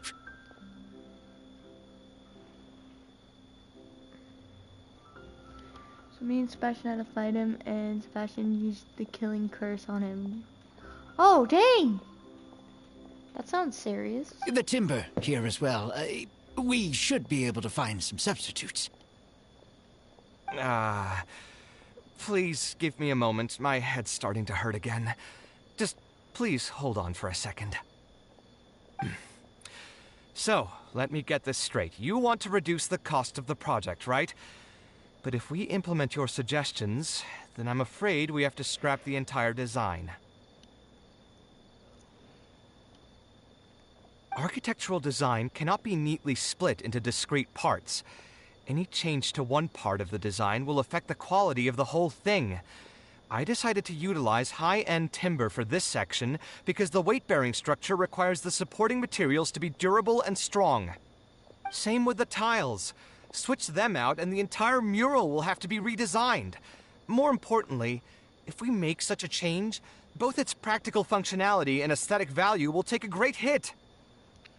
If all you need is a building with a roof that can keep people dry in the rain, you shouldn't have commissioned me. Many architects would be able to build you one of those while charging far less in commission fees. Actually, Please tell me, are you absolutely sure that there's no room for any changes in this draft of the design? I think the most important thing for me is to understand what you would actually like to get. If you could tell me more about your vision, I might be able to work with the design some more. You are the client, after all. You should have the final say on how the project turns out.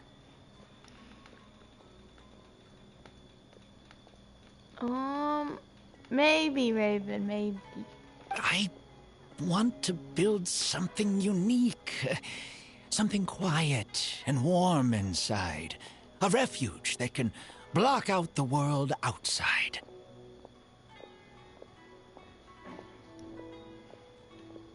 I want all who enter this building to be able to temporarily forget everything that's going on outside of the building and just focus on their task at hand.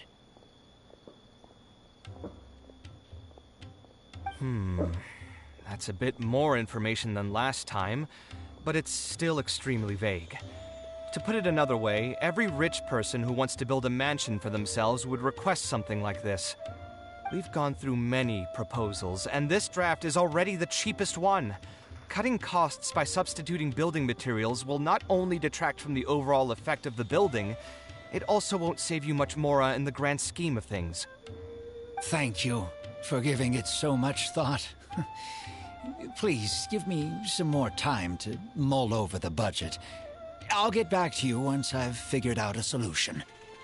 I still have a few business meetings that I must attend, so I'm afraid I'll have to leave for now. You can just leave the proposal as is. I'll get in touch once I've given it some more thought.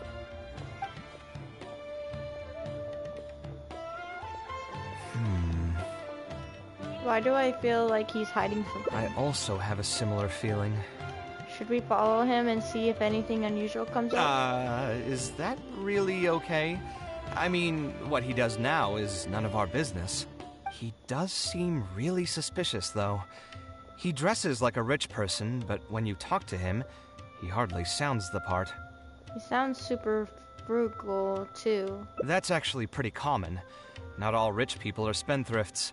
Many are just, as if not more, stingy than him. The more mora some people have, the more they love interfering with people's lives. Like constantly reminding you to pay back your debts, or hinting every other day that it's time for you to pay rent. Actually, now that I think about it, I'm not even sure this person really wants to work on this project with me. Putting his vague requests aside, he's still finding excuses to procrastinate even when we've decided on a plan. Who knows how long construction will take if he keeps delaying things like this? We should find him again and get some clearer answers. The sooner we can break ground on this, the better. Yeah, your client's being very stubborn. Oh, look at the children.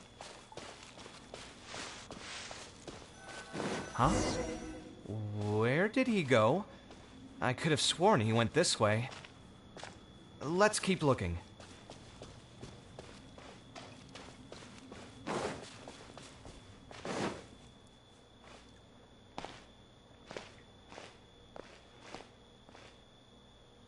Oh, hey, look! Isn't that Badawi? It sure looks like him, but he's dressed completely different now. What is he up to? Didn't I tell you before? I'm not looking for more workers. Plus, aren't you a bit old for physical labor? If something happens to you, I won't be able to pay for it. Oh, you won't have to worry about that. I grew up as an eremite mercenary and worked in the desert my entire life. My body's still in great shape. I don't have many talents, but I still have my muscle. If you need someone to unload goods or drive away sumpter beasts, I'm your man. I don't see any muscle at all. You used to be an eremite mercenary? I know there are a lot of bad apples in our ranks, but most are just trying to make a living. We're not that greedy by nature, and we'll do our best when given a job. Let me think. I'm sorry, but I still can't take you in. I don't have any open positions right now, and don't have the mora for anything more. How about this? Why don't you try your luck somewhere else? Okay. He used to be a member of the Eremites? Huh. From the way he was dressed, I would have thought he was a merchant from the rainforest. Let's ask him about it. He's doing something suspicious. We meet again. Huh? Why are you guys here? That's what we wanted to ask you. Who are you? Why did you dress up like a merchant to talk to me about our project? There's no need for us to continue this project if you still want to keep hiding things from us. I don't work with individuals I can't trust. Believe me, I didn't have any bad intentions. It's just... All right, there's no point hiding anything anymore. The building I'm trying to commission you for is not really a personal residence for me, but rather a library for children living in the desert. A library? Funded entirely by yourself? Shouldn't this be the responsibility of the academia? I've heard that the academia will be looking to prioritize the desert with the allocation of educational resources and materials. It sent over a large shipment of regular goods just last month. You're right, and I was aware of these happenings as well. I just figured what I want to do is a separate effort from what's already being done by the academia. The desert is too vast. Even if the academia spends a lot of effort trying to disseminate knowledge in those parts, it might still take decades, if not centuries, to reduce the educational gap that already exists between the two regions. And what's more, I don't know if the academia would ever reverse its stance in the future. All I know is that as a desert dweller, we should not wait passively for good things to happen to us. If we only did that, we'd never be able to stand up and hold our heads high. I don't have much longer left on this world, so I just want to use whatever time I have to contribute something to my homeland. Aw. Why didn't you just tell us from the start? Why did you feel like you needed to lie? I didn't want you to know that I came from the desert. I've lived in the desert my entire life, and there wasn't anyone here that I could trust. I figured I needed as much safety as I could get. To the point that you even disguised your identity? That's certainly taking playing it safe to the next level. Hold on. Don't tell me you've also been scammed before. When I first came to Sumeru City, I brought a lot of Mora, hoping to find an architect that I could work with. Someone agreed to take on the project, and even took a sum of Mora from me, but then disappeared without a trace. That's terrible. After that, I heard that there are a lot of untrustworthy people in this business. Some would run as soon as they've been paid, while others would deliberately use expensive materials and take a cut of the construction funding. I spent a while collecting information in the city, and eventually learned that you're the most famous architect in all of Sumeru. I figured that you wouldn't need to make Mora by scamming people, so I decided to reach out to you. By the way, how did you know I was scammed? I don't think I've ever mentioned that to anybody. Just a hunch. A while ago, I accepted an offer to work on a project in the desert, and was also scammed out of a large sum of Mora. I ran into someone who was living in a pretty run-down house. I noticed a load-bearing wall on the verge of collapse, and suggested that I build a new house for him. He said that he had no way to pay for it, so I loaned him some of my own Mora, and told him to get some stone and timber from the local vendors. Soon after that, I found out that he had gone gambling with all the money, and lost everything, down to the last coin. And after that, he even borrowed Mora from me twice more, using a different excuse each time. I didn't even suspect him of any wrongdoing until he hired a group of mercenaries and tried to ambush me in his own house. What? According to him, I looked like an easy target because I was an academia scholar who didn't have any family or friends in the desert. What kind of person would just look at someone else and think, this guy looks like an easy target? Those kinds of things do happen every once in a while, yes. Folks like him are the exact reason why us desert dwellers' reputation have gone down the drain. I must apologize to you on their behalf. It's all right. You were also scammed by someone from Kasharwar, after all. I should apologize to you on their behalf. Ultimately, neither of our experiences had anything to do with the desert or the rainforest. People who are new to an area are always easy targets for criminals. Bad people are everywhere. They shouldn't be apologizing for the people that did them wrong. They didn't do anything wrong. It was the people who did it. Yeah, you'll find both good and bad people everywhere. I can't understand the logic of those who like to take advantage of others, but I have to accept their existence as a fact of life.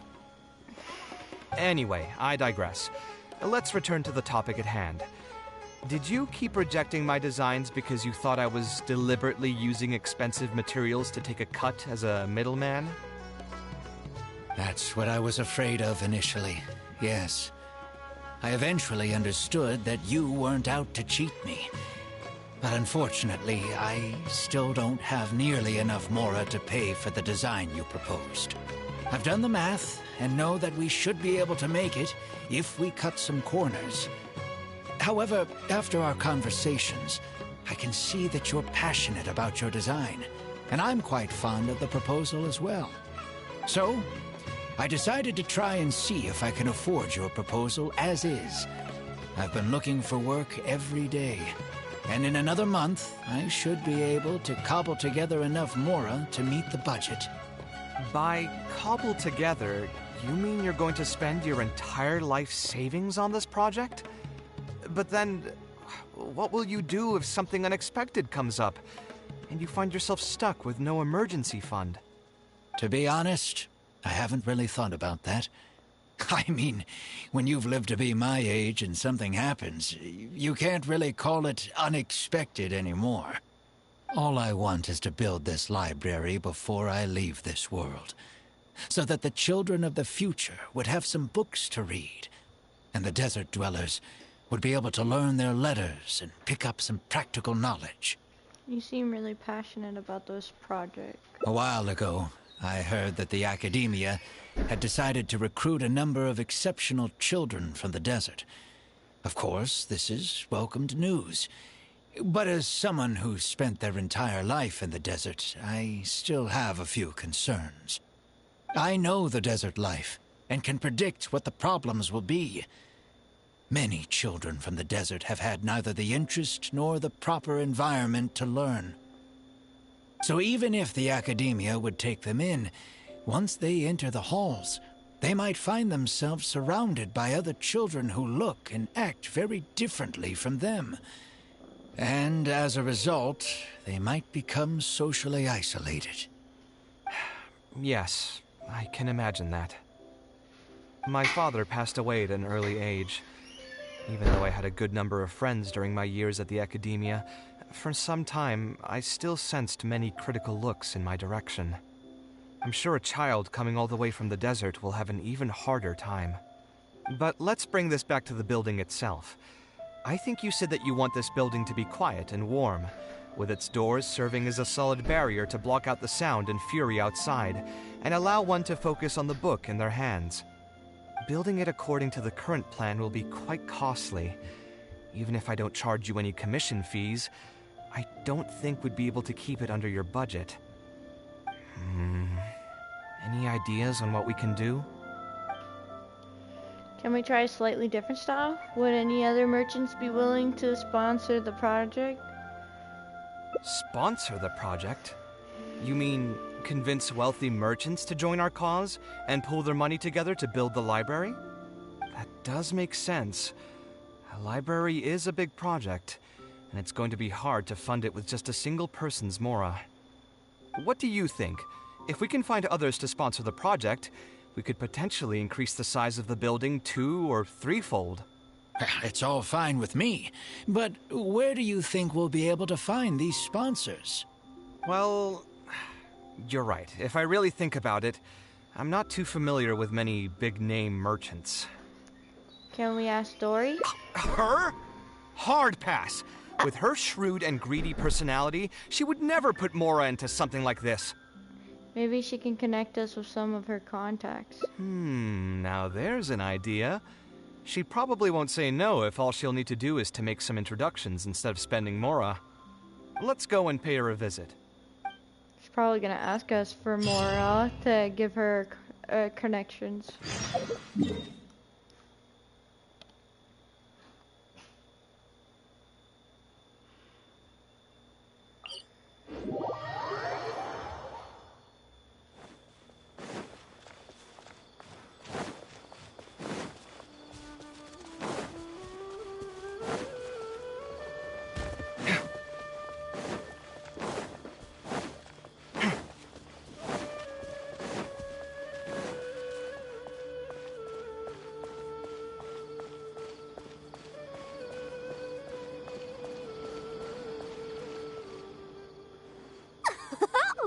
Now here are some unexpected guests. What brings you to the Palace of Alcazar's Ray? When I saw Kaveh, I almost thought it must be that time of month again. Sadly for me, I must wait a few more days before I can collect my shiny Mora. Hey, can't you think of something else for a change? You are literally living in an objet d'art, and yet your mind is still fixated on nothing but Mora? What is the point of wealth, anyway? Is your happiness entirely dependent on your hoard of cold, emotionless Mora? That's exactly right. Mora is extremely valuable, you see. If you don't keep your mind on it, your Mora may just find its way to somebody else's pockets. If you ask me, this place is still way too empty. Just give me some time and I'll fill it to the brim with lots and lots of Mora. You're hopeless. Let's get back to why we're here. Oh, so you have an actual reason to visit me? Alright, let's hear it. We would like to ask for your help in introducing us to some merchants. Merchants? Why? Is there some kind of business opportunity? Oh, I see. So you're just looking for someone to help you fit the bill. I knew you wouldn't be interested in something like this. Still, you wouldn't refuse just making some introductions for us, would you? Sure, I can connect you with some folks, but with every service comes a fee, you know. A fee? You mean just for introductions? Of course! Making introductions means using my connections and putting my reputation on the line. Why wouldn't I charge a fee for something so important? Since we've known each other for so long, though, I'll give you a huge returning customer discount. How about 500,000 mora? 500,000? I guess that's okay. That is not okay. But why are you charging a fee before we've even secured any funding?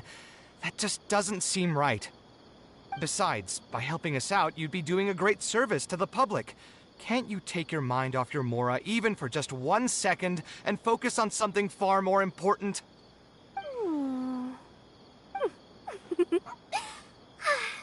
Very well. Since you're so passionate about this project, I'll help you out and waive the introduction fees. 3 of my business partners came by earlier today to discuss some things with me, and they still haven't left yet. I'll arrange a meeting for you, and just so we're clear, it'll be up to you to present your project and discuss any deals. Thank you. Thank you so much. You can wait here. I'll bring them over to you. The delivery checklist. Dory gave us a brief introduction about the two of you. You are Kaveh, the renowned architect, and you are the traveler. Practically all of Teyvat has heard of you by now. To be frank, I don't feel like there's an obvious business opportunity here, but since Dory took the time to introduce you, we can spend some time to have a conversation. So, let's hear your idea. All right, here's the situation.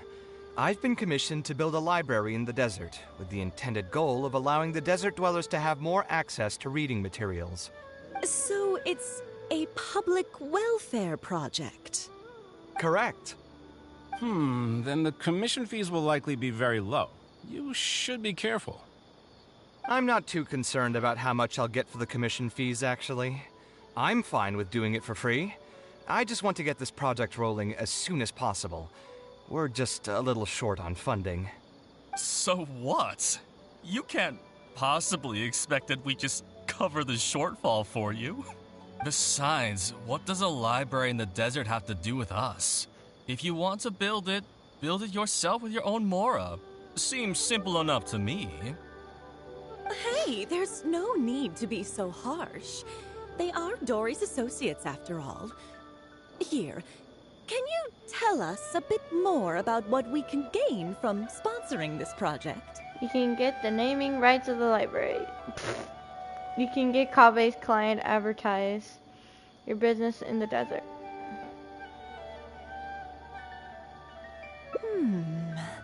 So we'd mostly be doing it for reputation and exposure? There is some value to that. It could make doing business in the desert a bit easier. Well, just speaking for myself, I've got nothing in the desert. I also have a concern. It feels like there's not much to profit from in the short term. But in the long term, the reputation gain also doesn't sound like it'd offset the cost of the sponsorship. Then how about this? What if, instead of building a single library, we commit to an entire complex of buildings dedicated to culture and education? Wouldn't that just cost more? Yes, but in that case... Mr. Kaveh, please tell us what you have in mind. I'll just give an example. If we were to build a library and a school near Aru village, then the desert dwellers would gradually begin to migrate towards the area. A whole suite of buildings will be able to host more traffic, and thus drive the economic development of the entire area. In turn, that would lead to direct business opportunities. I've been to the desert several times. Although there are still many lingering tensions between the two regions, the amount of interaction has been steadily increasing, and in the long term, the desert will only become more and more important to Sumeru. You do have a point. Education in the desert is indeed an industry that has not been tapped into. If we can be the first to place stakes in the area. And you just believe anything he tells you? Even the greenest amateurs know that urban planning will affect population flow. If you don't believe me, you can ask anyone on the street to confirm it to you. You... Oh, You don't seem to think about your questions very thoroughly before speaking. Please only ask questions that are relevant to the discussion. Wait, something just occurred to me. If we're going to build a library in the desert, Aru Village would obviously be the best place for it. But it seems we're not the only ones with our eyes on the village. I heard a rumor a while back saying a lot of land and buildings in Aru Village have already been secretly purchased by a big-name merchant. What? What? In other words, if we try to join the fray now, there won't be much left for us. If we want to build a suite of buildings focused on education and culture, Aru Village is the prime location. If we want to build it anywhere else, we'll have to deal with a far larger list of problems. It's not impossible, I suppose, but... Then there's no hurry. We can wait for Aru Village to develop more first and get into the market for expansion to other areas. But if you were to do that... Is there nothing else to discuss? Great timing! I pretty much heard all I want to hear. If there are no other urgent matters, I'll be on my way. I'll be off as well. If you have any new ideas, please feel free to reach out. It seems like the others are not interested in funding this, so no point in me doing this on my own. Let's revisit this another time. They're not gonna get back to him. Hey, guys, wait! Well, what can I say? I guess it went somewhat as expected. They are Dory's friends, after all. As soon as they heard that there's not much more in this for them, they lost all interest. That's just business, I guess. Yeah, it's just another day doing business with people. But I can never get used to that. Those people never think of anyone other than themselves. Looks like we'll have to figure out some other way to get the funding. Let's go. How did the meeting go? Want to talk about it?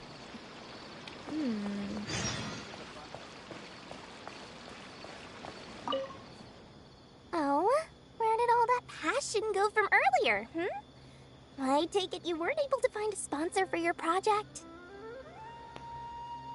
Please don't tell me that you're here to mock us. What kind of person do you take me for? Would the kind and generous Lord Sakuma Bay really do such a thing? I will say, though, I more or less expected this outcome even before I introduced them to you. You can try to talk up the project all you want, but the facts will remain the same. This project is high investment with slow returns. No sane person would put their money into this. But this isn't just a business project, right? Also, if you already knew no one would want to partner with us, why did you still try to charge me 500,000 mora? You scammer! You might want to remember who your creditor is before you start talking like that, Kaveh. I'll pay back every last coin that I still owe you, but that's a completely different matter. Alright, since you're so devastated about this, I'll set you up for dinner with another big-name merchant. In fact, I'll be inviting the most famous merchant in all of Sumeru, so I'll be counting on your performance. What? Really? I would like to sincerely apologize for my attitude just now. So, where would we be meeting this merchant? Follow me. Oh, I suppose both of you can come. You know, I haven't seen Paimon in this at all. I'm very disappointed. Oh. You're so tall. Traveler is so short. Come on, Kaveh. Why am I the one keeping up with...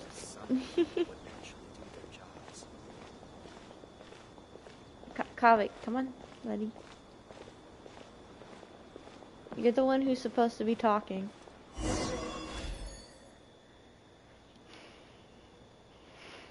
This is the place. You said you're going to introduce us to the most famous merchant in Sumeru. Well, where are they? You still don't get it, huh? The most famous merchant in Sumeru is Lord Sangama Bay. Huh? So you meant yourself all along? Then why did you bring us here? Well, I've given it some thought, and that complex of education and culture buildings that you mentioned does hold some promise.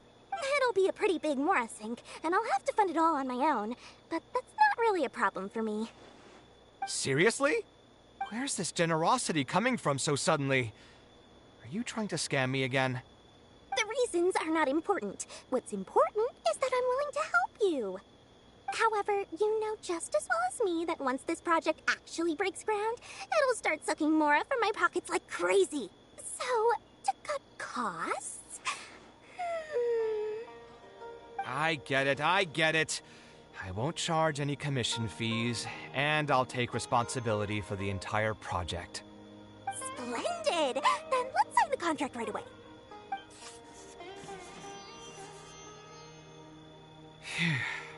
This way, the children of the desert will have some books to read. Their lives should improve a bit after this. You seem rather pleased. Of course. There are a few things better than using my knowledge to help other people change their fates. I must thank you as well, Dory. I used to say you only cared about Mora, which might have been some prejudice on my part. Sorry for that. I will also try to pay back my debts as soon as possible. Now, let's have a quick discussion. Where would you want the library to be built? That will be the most important building. There's no rush. I'll provide you with a copy of the deed when we get back. You can just use the address on the document to find the lot. Huh? The deed? You don't mean... So hold on a sec. The person who has been buying up everything around Aru Village was you all along? What? Oh my, did I not tell you about that? Yep, yours truly has been buying up all the land. I must thank you for bringing your ideas to me. Before our conversation, I had no idea what to build on all those lots. So, from my perspective, this has been a great turn of events. I didn't put much in and easily got a lot in return. But what about my commission fees? Huh? Didn't you waive those yourself? I was just gonna say that to cut costs. We mustn't procrastinate and should start construction as soon as possible. But before I could finish my sentence, you volunteered to waive your commission fees and even promised to take responsibility for the whole project from start to finish. I am so touched, really. It's obvious that you used every trick in the book to deceive me. You deliberately paused for a long time while talking about the project and kept glancing at me with that menacing look in your eyes. Huh? You really think so? Well, the contract's already been signed, so there's no point in dwelling on the details. You know what? I'll pay for tonight's dinner. Fine. I'll drop the argument on the commission fees. But since you said you're paying for dinner, I'm going to order the best dishes and booze this place has to offer, and lots of it. Tonight, we're feasting until I've recouped my full commission fees. Kaveh, don't get drunk again. They look like they're gonna high five. A done deal. Wait a minute, I have to recoup my fees. Dory's just enjoying this. Okay. Let's see. There's two more. Oh. This one.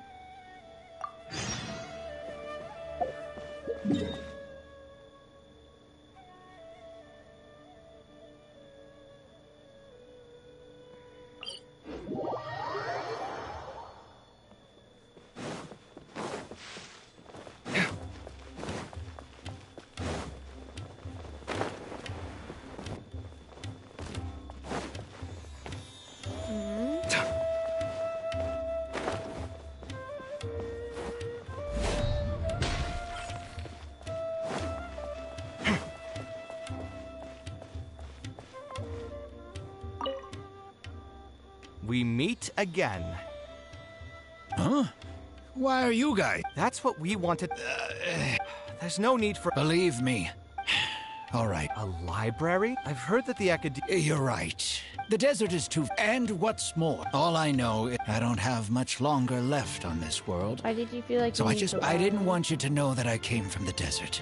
Okay, to the point that you eat... When I first... Someone agreed to... After that, I spent a while By the way, Just a hunt. I ran into someone who was he said that he had and after that, he even according to him, those kinds of things. It's all right. Ultimately, neither of our experiences. Yeah, you'll find. Anyway, I digress. That's what I was afraid. I've done the math, so by To be honest, all I want is to build this library. A while ago, I know the desert. So even if the Yeah, my father passed away. I'm sure a child. But let's bring this building it according to the. Can we try a slightly different style? A slightly different style. Give me a minute. Most architects would probably prioritize cutting costs and removing extra features in this situation. Indeed, converting the building into a simple bungalow would solve most of our problems. However, I do not think this would be the best solution. While it's true that the aesthetic value of a building is often viewed as an afterthought, neglecting it has some long-term negative consequences. It is especially undesirable in this situation, as the library will serve a high number of children, many of whom would have never been exposed to structures that may be considered elegant or beautiful. To completely give up on the more aesthetic design would mean stripping the children of an opportunity to appreciate the beauty of architecture. I share Badawi's sentiments in wanting to preserve a more complex design. However, if we can reduce the ornate aspects of the design while maintaining its fundamental elegance, which is to say we won't touch the arches and stone pillars, but make changes elsewhere. This is definitely a first. To make up for the loss of regular details, we would need to put a lot of extra effort into the layout, lines, and color. I see. Would that really be okay? It just increases the difficulty of the design. You should feel lucky that out of all the architects in the city, you chose to approach me. Most of the others would have given up on this project by now. As for inspiration, I think I might have something in mind, but I'd need to visit the site to make sure. Where do you want this place to be built? Tell me the exact location. Aru Village. Although it wasn't my childhood home, I think it'll be the best site for such a building. Okay, then we can pay a visit to Aru Village. Is there something I can do for you? I've already caused you a lot of trouble before, and now you're revising the design again because of me. Which draft are we even on now? It's making me feel terribly guilty. Let me think. You said you used to be an Eremite mercenary, right? In that case, you could help us clear out some monsters that are blocking the way to Aru Village. We want to keep the roads clear, and reduce the loss of materials during transport to a minimum. If everything goes well, that'll help us save some Mora. All right, just leave it to me. If there's anything I'm good at, it's clearing out monsters. What are you waiting for, then? Let's pack up and get ready to go.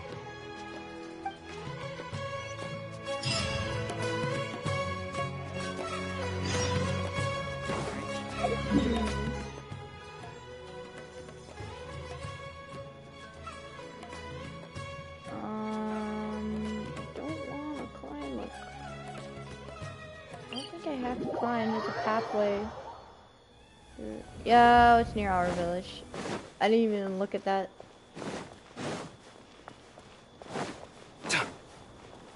They did say, let's look at our village, so. Most materials going from Caravan Ribat to Aru Village would pass through here. There are a lot of monsters out here today. If you find it hard to keep up, just let us know. Oh, don't worry about me. This is nothing. I'll be careful, though, and you should do the same. I hope he actually can clear them out. Dude! Where are you going? Hey! Cut it out! Now he's coming back. So much talk. No, my sword! Come at me! Ha! To! Ta! Ki! Ha! Ha! To! To!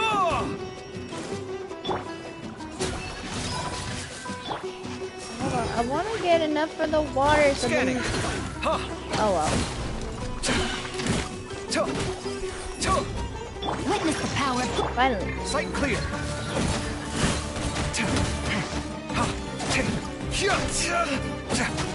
Scanning.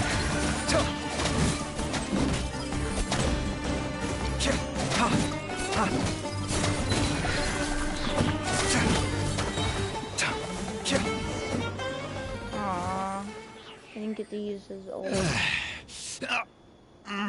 Are you hurt? I'm fine. I've spent my entire life fighting these kinds of monsters in the desert, after all. They won't get the best of me. But it's one thing to fight against monsters, and another to fight against an old injury. It's something I picked up when I was young. There were many fights between mercenary brigades back then, and one day someone stabbed me in the back. I don't think much of it back then, but with age, it's caught up to me. Few mercenaries get to enjoy their later years. Failing health tends to take the joy out of reputation and wealth, and many mercenaries never even made much of the latter to begin with. Is there someone you know who can help to look after you?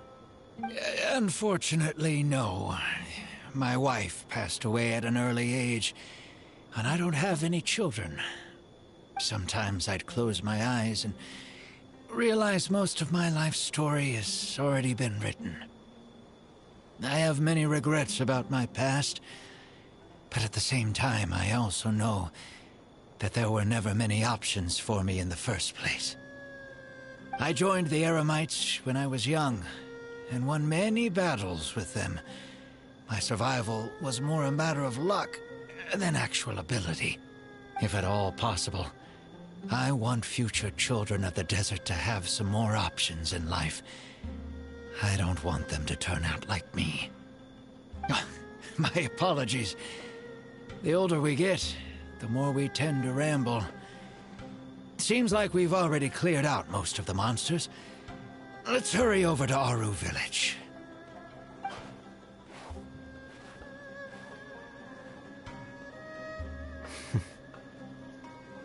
What's on your mind? I think it's really admirable of him to spend his whole life savings on people he's never met. Maybe he's doing this out of natural kindness. A kindness that hasn't been eroded away by the struggles of his life. Doesn't it also sound like you, Kaveh? You're also that kind of person, which is why you're helping him. Perhaps. To clarify, though, I don't think I'm quite the same. Some people call me an idealist. I do have some sentiments of that general persuasion, such as wanting everyone to be able to lead a happy life. But my situation is more complex than that.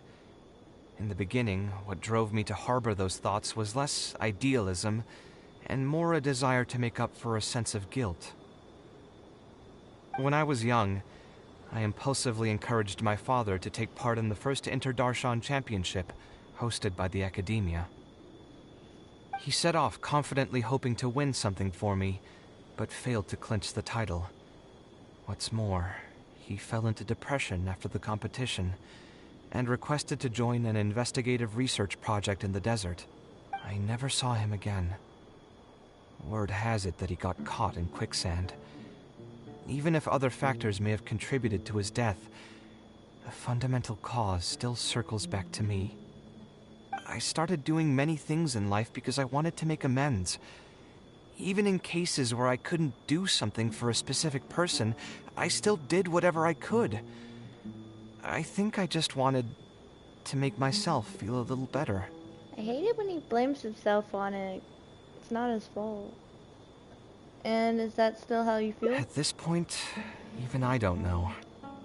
I've tried self-reflection, but it didn't help.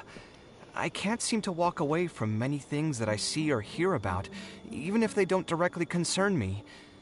And I can't quite pinpoint the source of it. Maybe it's just like what those Vahumana scholars often say. It's hard for people to truly understand themselves. I could be doing things out of endless guilt, or I could be doing them out of a strong sense of empathy. It could even just be a matter of conceit. The potential motivations could number in the dozens, but the actions they result in are the same. Anyway, I suppose I don't really mind being called an idealist. They also used that term to describe my father. It seemed to carry fewer connotations back when he was around. I've known Alhaitham for many years now, and discussed my ideology with him for nearly as long. Maybe argued is a better word for it.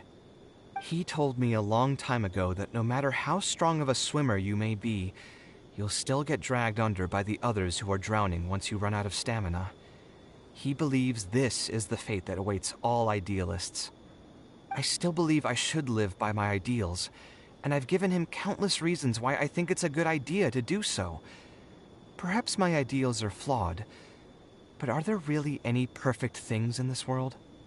Unfortunately, he remains unconvinced. His personality is the exact opposite of my own. If someone happens to drown next to him, he'll most likely stand on the shore and mumble something along the lines of respecting other people's fates. But as you can see, I'm not the only idealist in the world. Just as there are different seasons, there are also different people. There are many others who will continue to care about the fates of those who are not directly related to them. And when I finally run out of stamina, someone will also reach out and bring me back to shore. Someone will help me, right? Yes, I've already been helped like that before. Should I have a life preserver at the ready? I'll help you when the time comes. But you've helped me plenty already. If you didn't reach out to me, I would probably be passed out on the tavern table right now instead of talking with Badawi. Either way, I'm feeling much better than when you first found me at the tavern. I can feel inspiration already welling up inside of me. Maybe this will be just the opportunity I needed to create a whole new style. All right, let's head to Aru Village. Okay. Now I'm going back. Oh, wrong way. It's getting dark.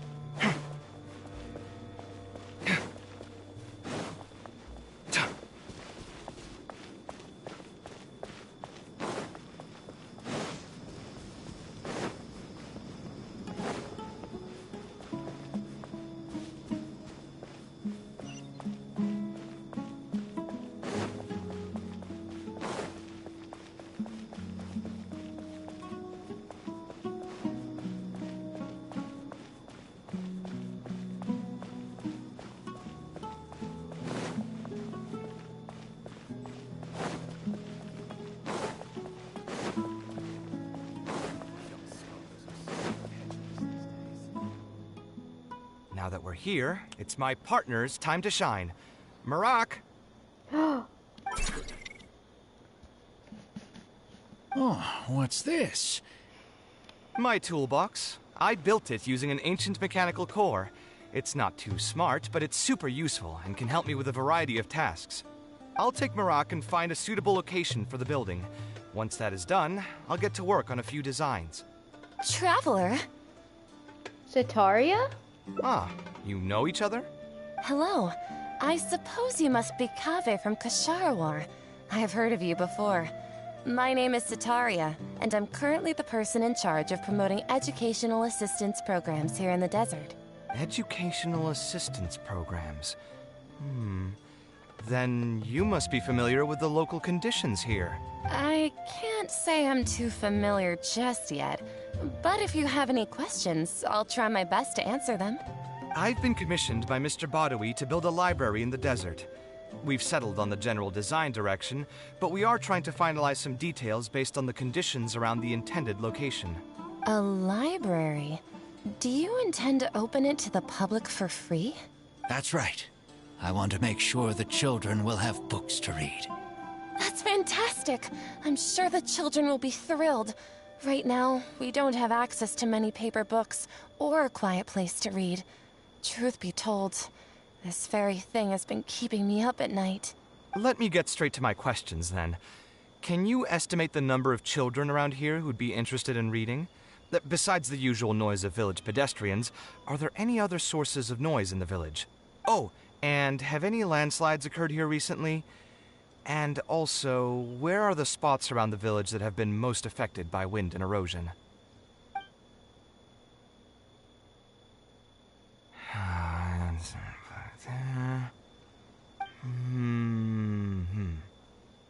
All right, that should be everything. Badawi, let's go over the budget again. We'll keep the building structure the same, but make the place a little bigger, so it'll be able to hold more people and get better natural light. The parts of the project that cost the most will be the insulation and ventilation materials. I'm sure you understand, no one likes to read in a place that's hot and stuffy. I want to make significant changes to the arrangement of the bookshelves, tables, and chairs. I'll go over the specifics of that shortly. I have 2 plans in mind. Both are pretty minimalist in style, but will provide a very different ambiance from the world outside. Our final cost should be around 70% of the last figure I quoted. The whole thing should take around half a year to complete. Marak has produced a sketch for all of you to see. If everyone's okay with it, then we'll proceed with that as the formal plan. You've got a new design plan already? The inspiration just came to me naturally. All I did was put thoughts to paper. I must give you credit, though. If it weren't for your advice and suggestions, I probably wouldn't have landed on this new style so quickly. According to the traditions of my profession, I should probably name this style after you. Let's call it the Traveler style. In the meantime, let's look forward to the day when this building is completed and can finally open its doors. Sweet. Blueprint for the future.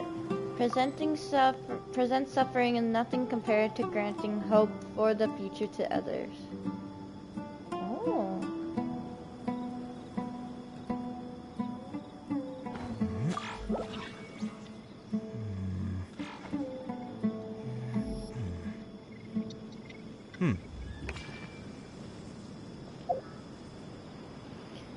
Okay, there's one more.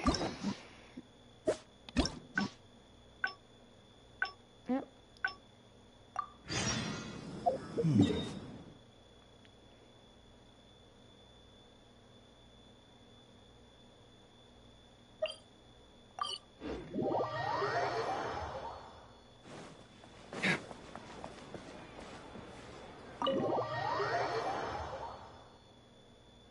I wonder how we're gonna get to the last one.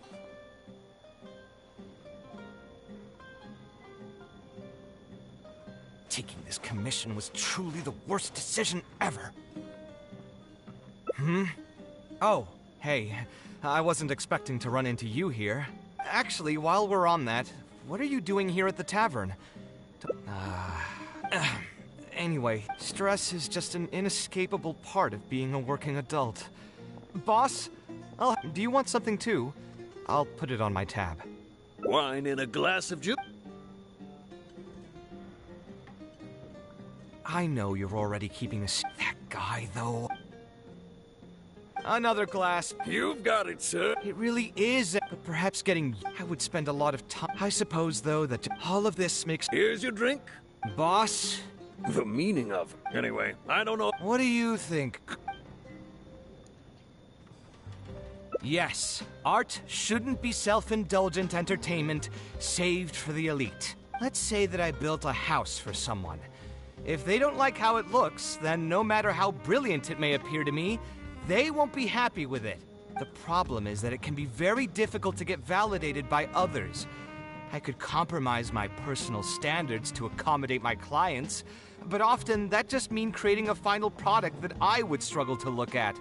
I wanted to go with the one he's happiest with the most, but I already pressed that one. I wanted to see all of them.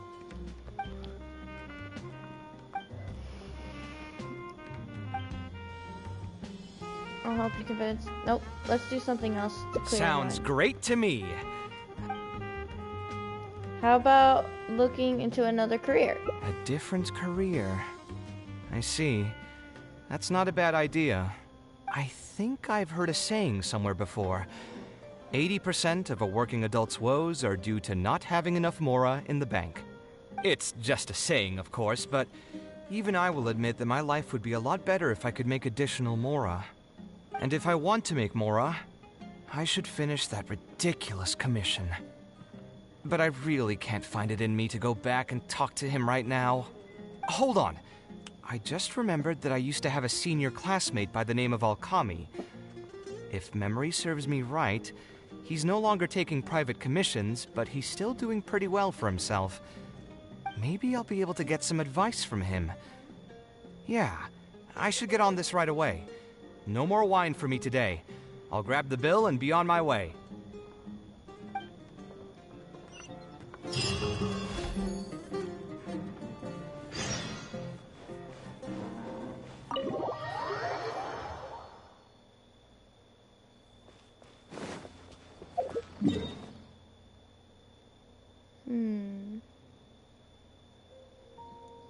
Port Ormos.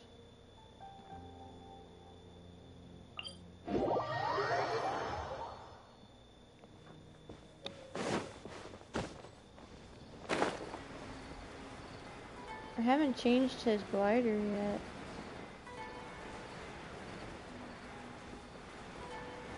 Oh, I'll change it later.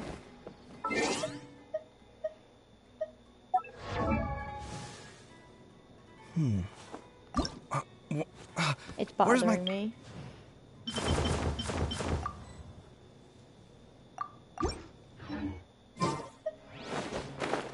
There we go, that's better.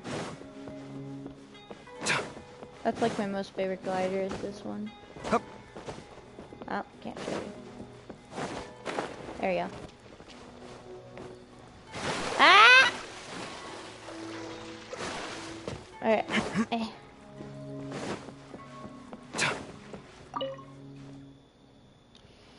Ah, Kaveh, it's you! It's been a while. What have you been up to recently? Yeah, it's been a long time, Alkami. Things haven't changed much for me. I'm still taking private commissions for all kinds of projects. I heard that you were the genius behind the Palace of Alcazar. I bet you're all set for Mora after a project of that size. Well, it's hard to make a profit from every project, you know? Hard to make a profit? You've got to be joking. I've never met an architect who didn't make a profit from a project. Unless the client fled before they paid the commission fee in full. But that doesn't sound right either. Doesn't Dory have a pretty decent reputation in our local business circles? I don't think she's ever been involved in any kind of big scandal. Well, about that. I mean, it was complicated. I understand. Either way, doing one project after another sure gets exhausting over the years, huh? I've been there, so I can feel your pain. I mean, I obviously never had your reputation to live up to. That must have been stressful. But I'm sure we've faced all the same problems.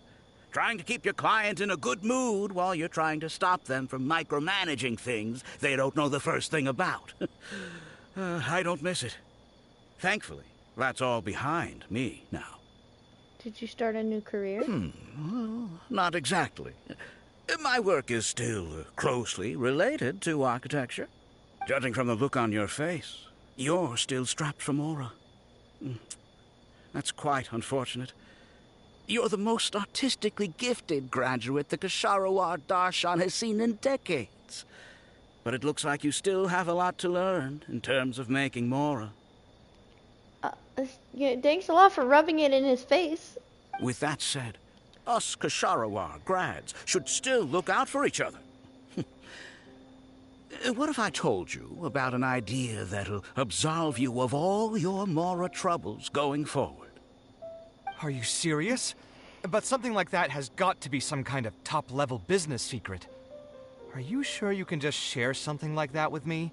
Besides, I don't want to just take something like that without offering anything in return.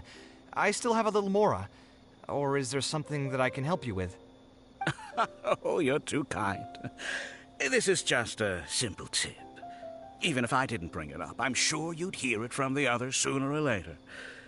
The idea is this. I recently opened up a training center with the goal of educating people in architecture design. Compared to the classes taught by those old fossils at the academia, My classes are more condensed and streamlined, and will allow people to quickly get their foot in the door. Unlike the academia, I won't turn down anyone who's interested, rich or poor. As long as someone wishes to learn more about architecture, I'll accept them into my training center. It just so happens that I'm still looking for a few more instructors. So, what do you say? Interested in coming over to give a few lectures? Regardless of the pay, I can already guarantee that it'll be far more comfortable than working on random people's private commissions. Ah, so you want me to join you as an instructor? That does sound like something I'd be able to do. It sounds like a pretty stable job, too. Please, sir, I want some more. What do you think, Traveler? At least you won't have to deal with many more clients. I think you can give it a go. Then it's a deal. Yes, it's a deal. Thank you, Alkami. Like I said, there's no need to thank me for this. The lecture room is not far from here, so you can just come straight here tomorrow morning. As for the pay, how about we start at 300,000 mora per lecture? 300,000? Are you serious? How could you offer so much? It would seem that you're still oblivious to your own economic worth. 300,000 is nothing compared to the prestige of having the Light of Ksharawar as one of my instructors. 300,000 is also just the base rate. Just trust me on this. The longer you stick with me, the more you'll come to understand your true value in the market. I have to go make some preparations now. See you tomorrow. I was never particularly close with Alkami when we were in school. Who would have thought that he'd be so nice and friendly? I've hosted free lectures before, but this would be my first time being hired to lecture for a formal business. 300,000 mora per lecture. Whew. I'm so excited that I'm starting to get nervous. I'll join you for the lecture. Thanks so much. I think I will be able to relax a bit more with a friend in the audience. Now, what should I talk about tomorrow? Some lessons I've learned over the past few years? I should probably save those for later. For my first lecture, I should start by getting them more interested in the field. All right, let's meet here again tomorrow morning. I should hurry home and create some kind of lesson plan. If I'm going to become an instructor, I should make sure I show up prepared. Huh. Wait until after 7 o'clock the following day.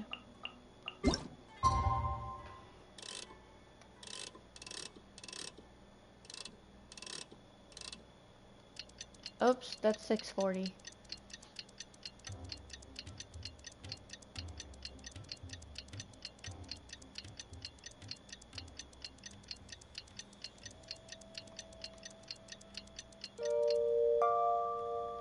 Don't wait until 7.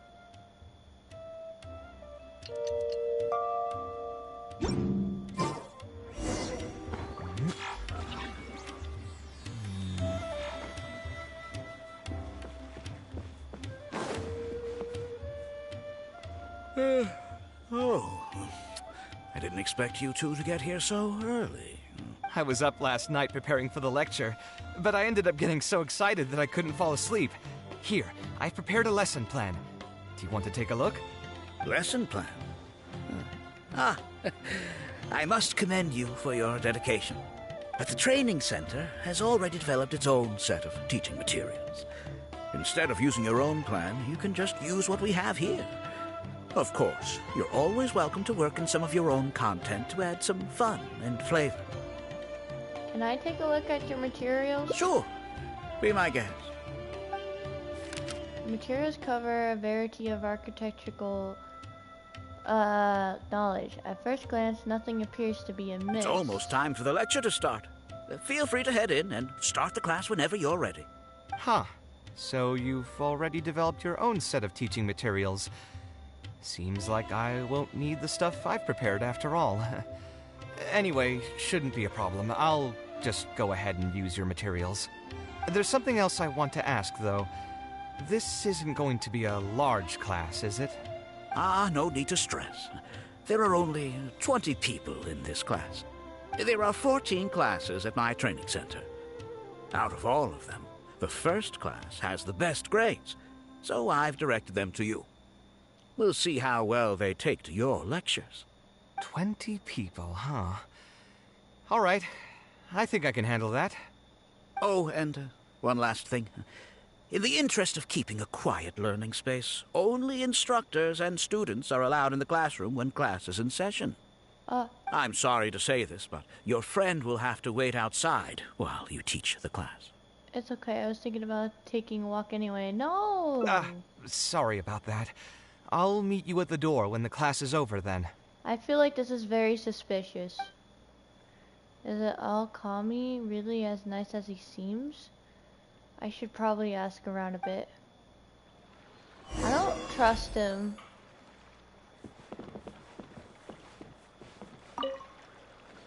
Hey there. Can I help you? You know a man by the name of Al-Kami? I'm wondering if you know anything about Al-Kami. Oh, Al-Kami? You mean that rich guy who's been making quite the name for himself? Yeah, he commissioned a set of furniture from me a while back. Paid a great deal of mora for it, too. I heard he earned a fortune working as a renowned architect. Now he's opened a training center so others can follow in his footsteps. If the tuition wasn't sky high, I'd enroll my child in a heartbeat. Architecture really sounds like a lucrative profession. Hi. I thought poor and rich can come. Did you hear? Al-Kami recruited Kaveh to be an instructor. I bet that'll boost his enrollment numbers. Really makes you jealous, eh? If you think about it, Al-Kami was never that talented himself as an architect. If we're just talking about professional skill, no one would pay for a class with him. That's true, but you've got to admit, his advertisements are really effective. After all, the academia only admits those that can pass its entrance exam, so only a few people could hope to study architecture in the halls of the Sharwar. For those who can't pass the exam, or who just want to jump straight into the industry, the training center is the best bang for the mora. Man, to have that kind of business acumen.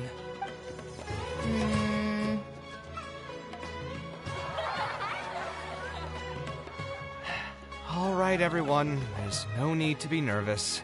Class is over, so we can just chat for a bit. I shouldn't have lost my temper during the lecture.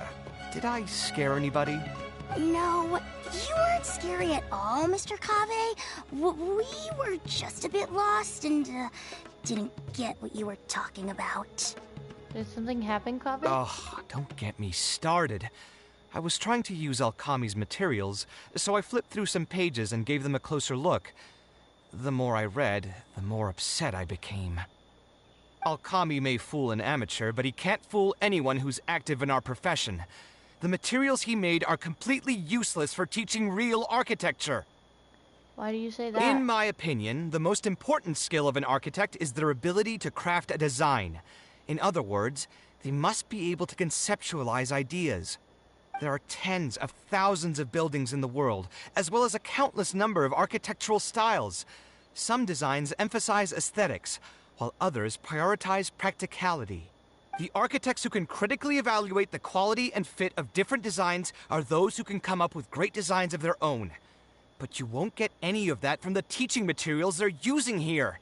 All these students are doing in class is rote memorization of existing designs. They are learning nothing about the underlying principles. How can they expect to become real architects? When they're done with this class, all they'll become are dilettantes with a pitiful smattering of architectural knowledge. But Mr. Kaveh, we didn't really understand anything you said after you threw away the materials either. What's the big deal anyway? It's not like we're looking to make some works of art. We just want to make some mora.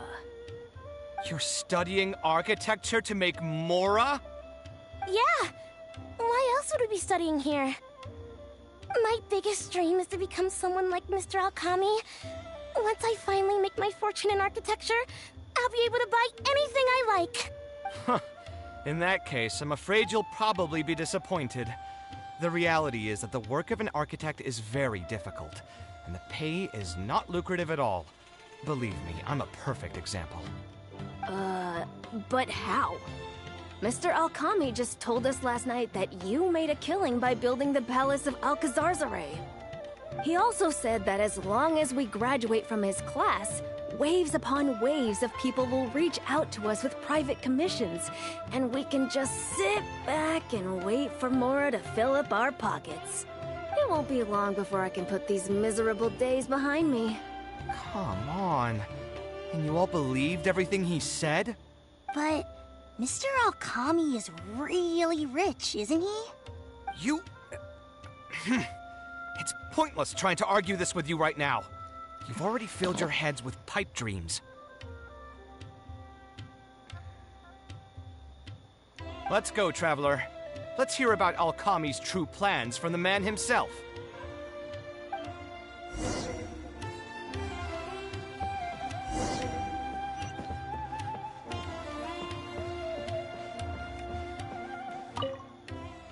What's wrong, Kaveh? You look quite flustered. Did one of my students offend you? Were the students not astute enough for your liking? I must implore you to go a bit easier on them. After all, they're nothing like the genius scholars you're used to dealing with at the academia. We don't need to strive for perfect understanding.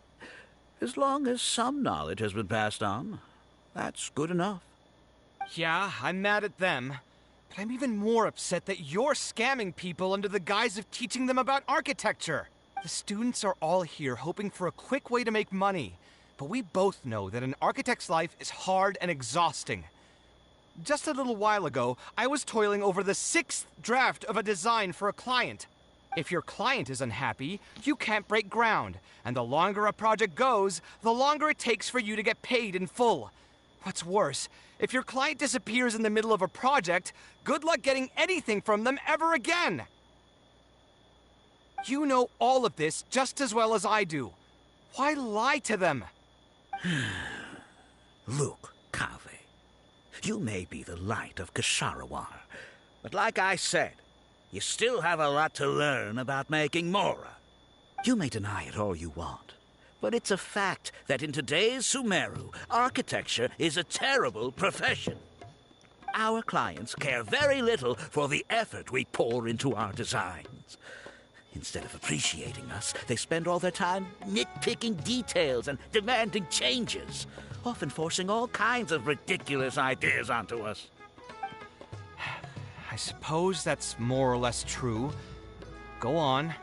Why should we cling on to a profession that's difficult and unrewarding? If the field is dying, then a person who still wants to make a good living will just have to change their strategy. If it's near impossible to make money as an architect, then why not just establish a training center and train other people to become architects in our stead?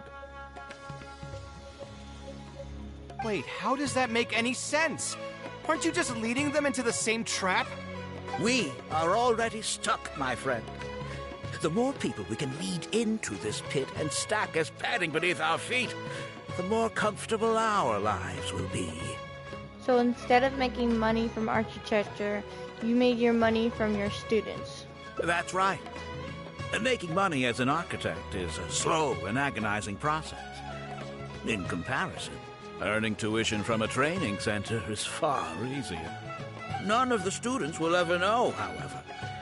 In their eyes, all of my income was earned during my years as an architect.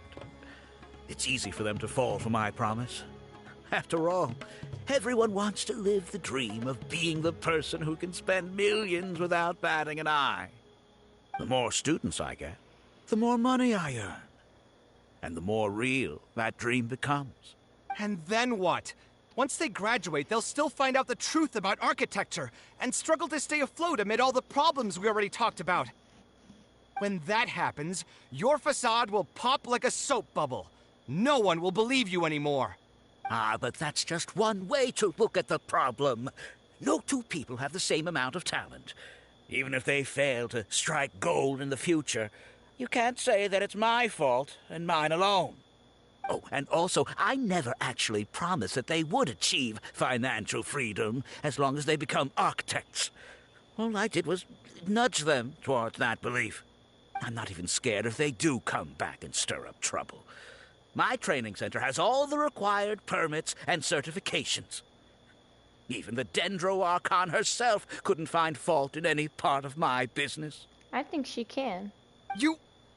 How can you sleep at night knowing that you're doing all this? Tell me, is your heart carved out of brick and stone? I can't believe that I once saw you as a decent human being. I am beyond disappointed in you. And the same goes to you. How many years has it been since you graduated from the academia?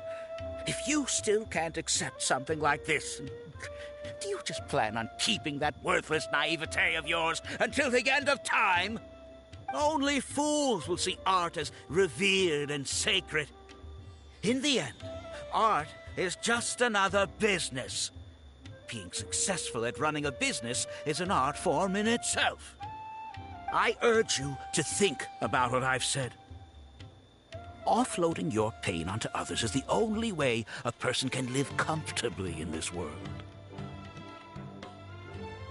As the light of the Ksharowa, you've accumulated plenty of fame and respect. It's high time that you use those resources to improve the circumstances of your own life. Think it over, Kaveh. I still believe our collaboration could be very fruitful. He's gone. What do you plan to do next? I'm so mad. I feel a headache coming on. There's nothing more I can say to him. I'll resign from my position as instructor. You'll give up the Mora? Of course. I'm sure you've realized that as long as I remained at this center, he would be able to use my name to advertise this place. Even if I just sit back and do nothing, others will be deceived and suffer because of me. He is right about one thing, though. These kinds of training centers are everywhere. And even if the academia was to find out about it, it's unlikely that they would take any real action against it. The most that they could accuse him of is false advertising. And even that would be hard to prove.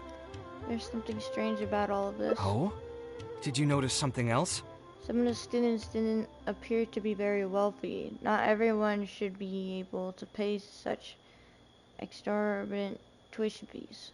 Yeah, you've got a point. The rate he gave me was 300,000 mora per lecture. That probably came out of the students' tuition. And who knows just how much he's been charging the students for attending his classes. If you're gambling everything on making it rich as an architect, are you really going to have the mora to pay for that kind of tuition? We can try asking the students. Right.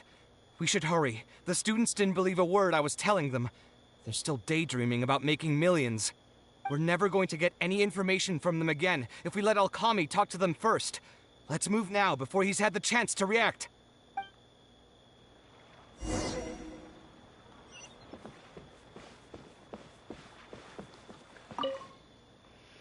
Oh, Mr. Kaveh?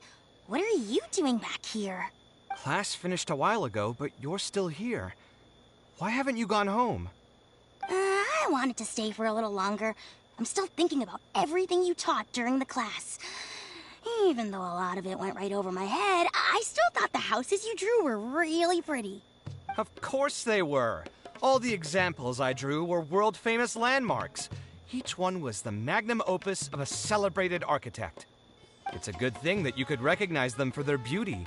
The accumulation of knowledge is the first step to artistic expression. Instead of rote memorization, you should try to relate and to understand. And after that, try to resonate with the work. Resonate? Yes. When I first got into architecture, there were many things about it that I couldn't understand at all. I would find a building to be beautiful, but have no idea what made it so good. And for most people, just being able to admire a building is enough. To become a good architect, however, you must also learn to assess and appraise. Going from admiration to assessment will take a lot of time and specialized knowledge, and I'm afraid that some superficial speed training won't be enough to take you there. Just as I thought. Becoming an architect won't be as easy as Mr. Alkami made it out to be, right? I'm sorry. I'm not trying to crush your dreams. All I want to tell you is that an architect's life is not as carefree and easy as others may make it out to be. I understand. Thank you for telling me the truth, Mr. Kaveh. I think I'll still stay here for the time being, though, since my family still hasn't paid everything off. Paid off what? Sorry, I can't say anything more. Mr. Okami made it very clear that anyone who talks about it will be kicked out of the class. Don't listen to him. I am the most famous architect in Sumeru. If he kicks you out, then I'll just take you in instead. Oh. Really? Why would I pull your leg? I can see you have some talent, so as long as you get your fundamentals down, you should be able to pass the entrance exam and continue your studies at the academia. Then please keep this a secret for me, Mr. Kaveh. Truth be told, my family is not very well off, so we couldn't really afford the tuition for this class. Mr. Okami was the one who reached out to my parents. He told them that he knew a merchant by the name of Bahar and that we could get a loan from him. He told all the students that once we graduate, people would come flocking to commission us for projects. If everything went well, we'd be able to pay off everything in just a few years, and all the more we make after that would be ours. How much did your family borrow from this merchant? I think it was several million mora. And what was the interest rate? I'm not really sure. My parents were the ones who signed the contract. All I know is that the stack of papers was as thick as a slab of rock. Something doesn't feel right about all this. Yeah, I have a bad feeling too. We need to find that merchant to confirm. But if we were to confront him right now, there's no way he'd admit to anything. We could pretend to be potential customers. Good idea. Hey, tell me, do you know where we'd be able to find this merchant? We last saw him on the north shore of Port Ormos. Who knows if he's still in that area, though. Well, it'd still be worth taking a look. Architecture... No. The arts shouldn't be used as bait for a scam. We need to do something before the students' lives are ruined even further.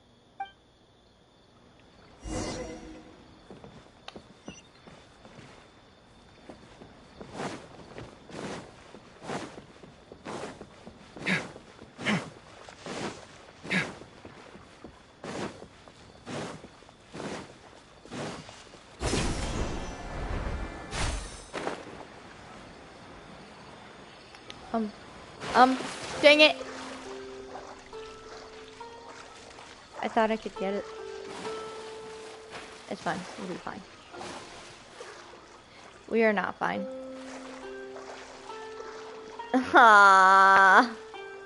Hold on.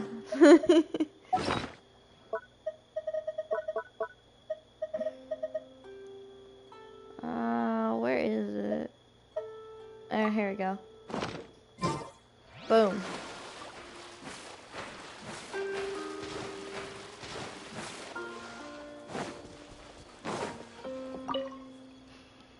Oh, I don't think I've ever seen you guys before.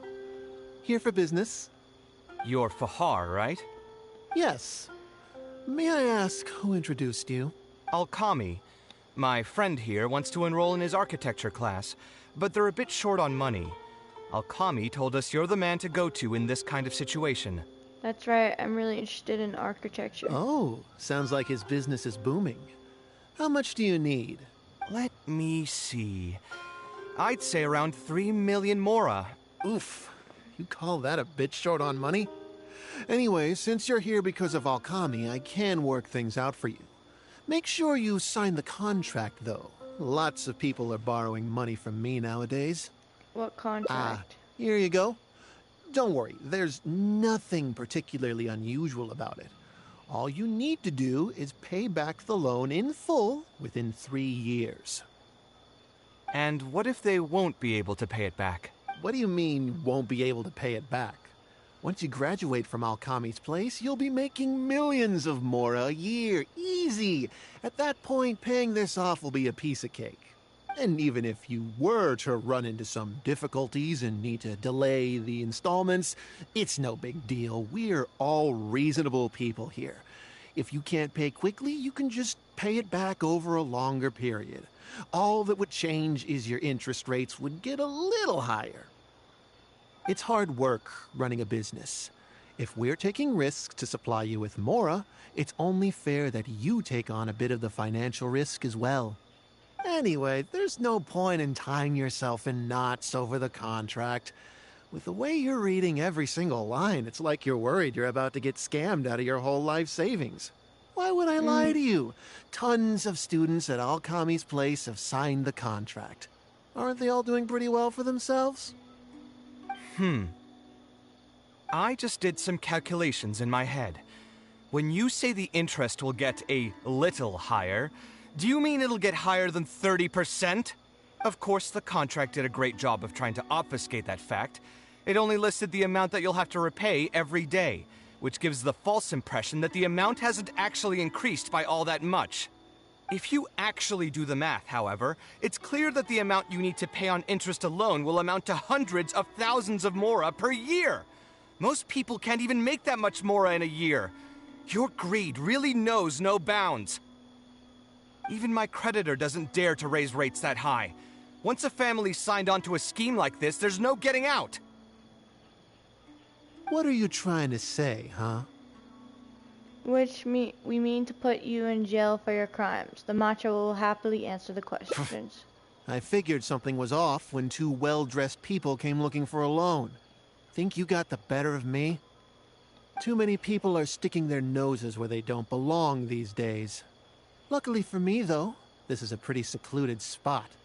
Hey, come out and teach these guys a lesson! Eremites? I've already fought off more than my fair share of them when I was working in the desert.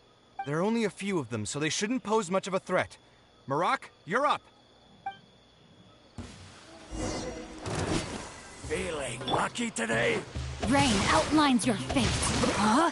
Take that! Body and mind. There you Let go. me weave you up. Sight clear!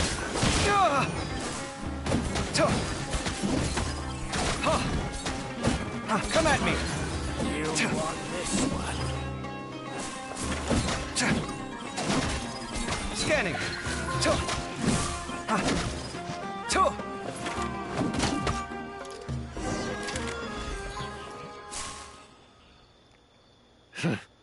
Who are you and what do you want? I don't think we've done anything to hurt or offend you. So why go this far to destroy my livelihood? Debt has the power to upend your whole life. I know very well just how miserable living in debt can be. But my debts are the culmination of many different factors, and my interest rate is still somewhat reasonable. As long as I continue to work with my situation in mind, my debts will eventually be paid off. But these students are different. They have neither the mental preparation nor the financial resources to pay back a debt like this. You sold the dreams of becoming an architect to the students as bait, urging them to take on insurmountable amounts of debt to satisfy your greed. Ha! Everyone knows there's no such thing as a free lunch. It's their own fault for falling into the trap. And if we're going to talk about greed, aren't those students the ones who are blinded by it? They completely ignore the risk that's right there in front of them. That's no excuse for your actions. Ha! And here comes the silver tongue. Surely you use that to reel in the students as well. Even now, many of them are still hopelessly dreaming of striking gold after they graduate. People grow by learning from their mistakes. I hope this will be a valuable lesson to them. Let's head back to the academia and turn this guy over to the Matra. They should be able to link him with Alkami's business.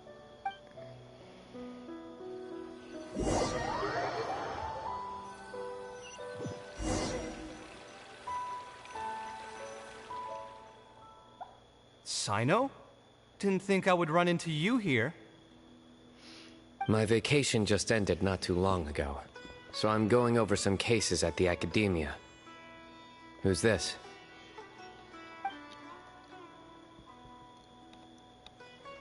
I see. Charging an interest rate over 30% indeed constitutes a crime. As it is highly likely that Alkami is also benefiting from this scheme, the Matra will open an investigation on him as well. The training center will be closed until further notice.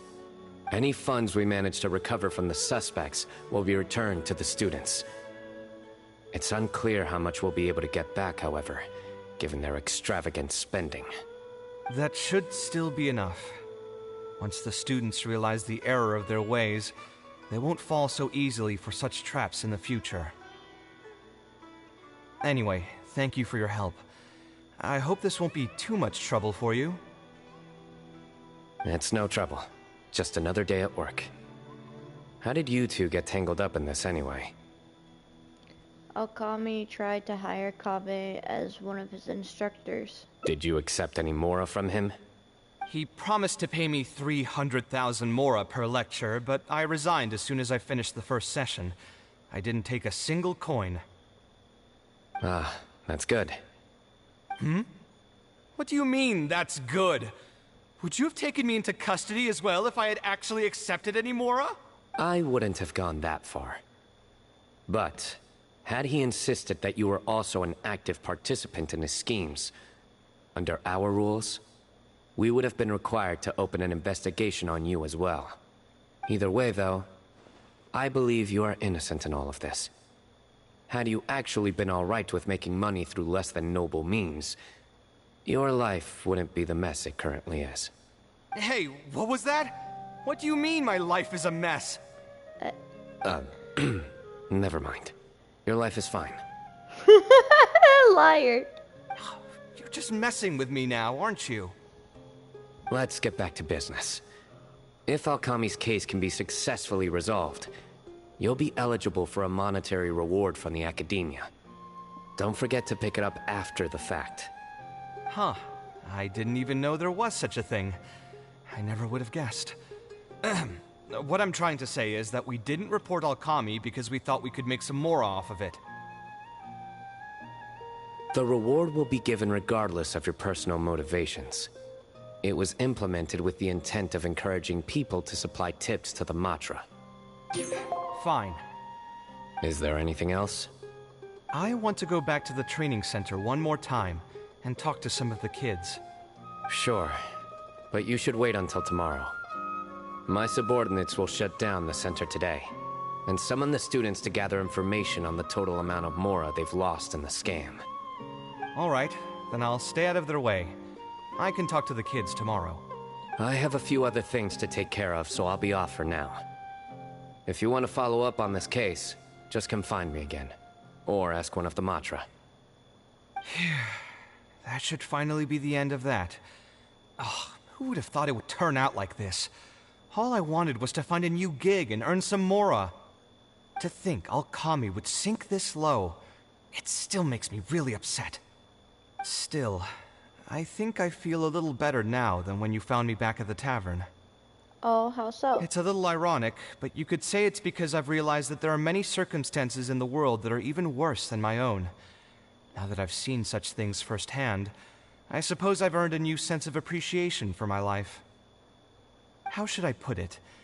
I'm pretty stubborn when it comes to my profession, so I often argue with my clients. The arguments are usually extremely frustrating, and every once in a while I'd wonder if I only became an architect because fate wanted me to pay for some sins I'd committed in a previous life. Alkami's suggestion would have allowed me to quit my life as an architect and earn money solely from my reputation. But now that I've experienced that for myself, I can confidently say that I'd never want to do it again. And that's why he thinks you're too rigid when it comes to making mora. Every scholar has their own sense of pride and a line that they don't like to cross. Of course, when faced with the vicissitudes of life, some will surrender these things to seek a more comfortable life. I can understand that.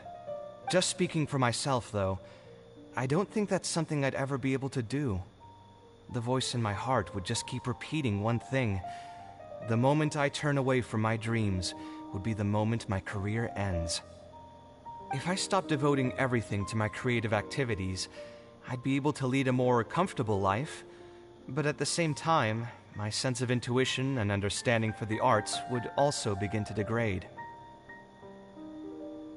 At that point, any materialistic ease I may have gained in life would just become another form of torment.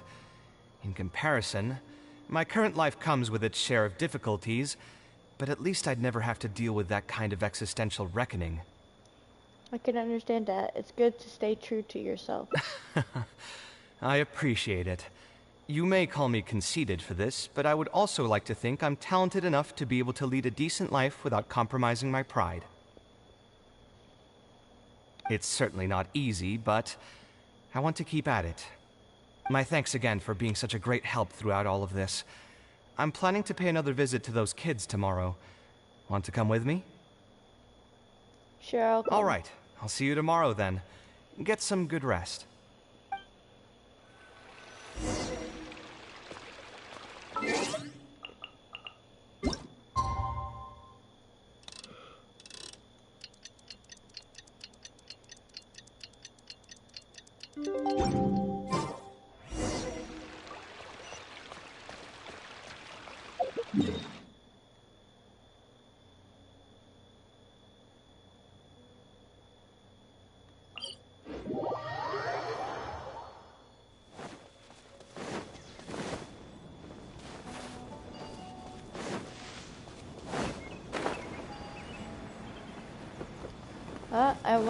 I went the wrong direction.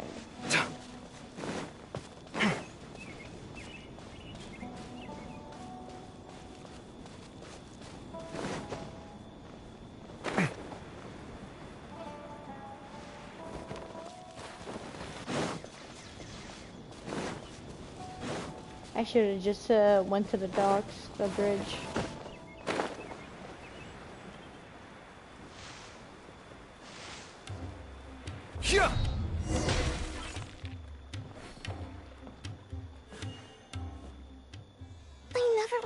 Mr. Okami was a scammer. The training center has been shut down, and the Matra have promised to return some of our tuition. But we've already spent so much time on this class. What should we do next? Mr. Kaveh said we can keep working on our fundamentals and try to get into the academia. Ha! Easier said than done.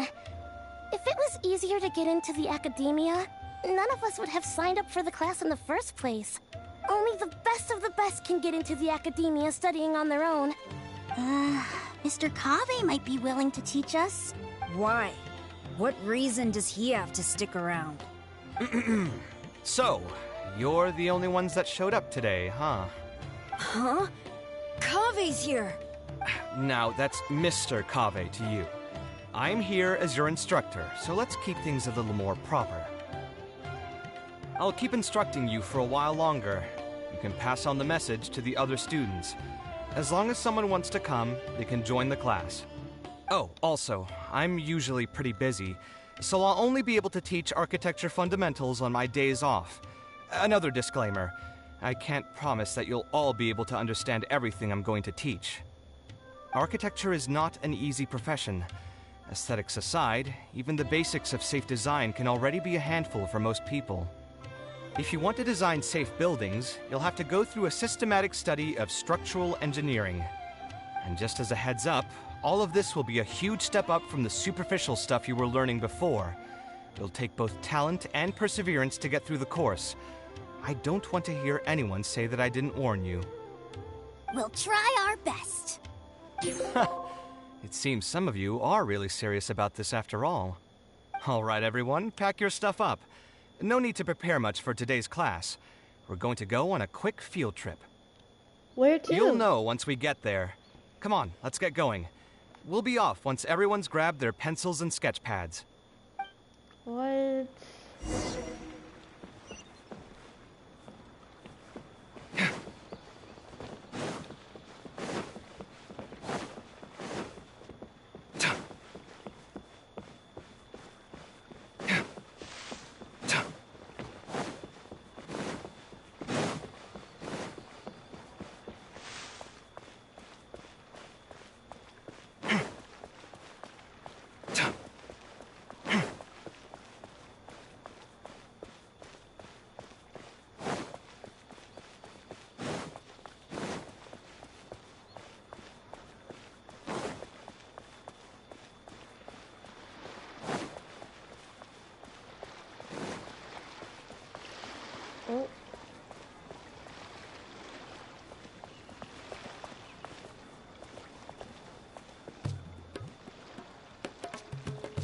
Oh, this is for the...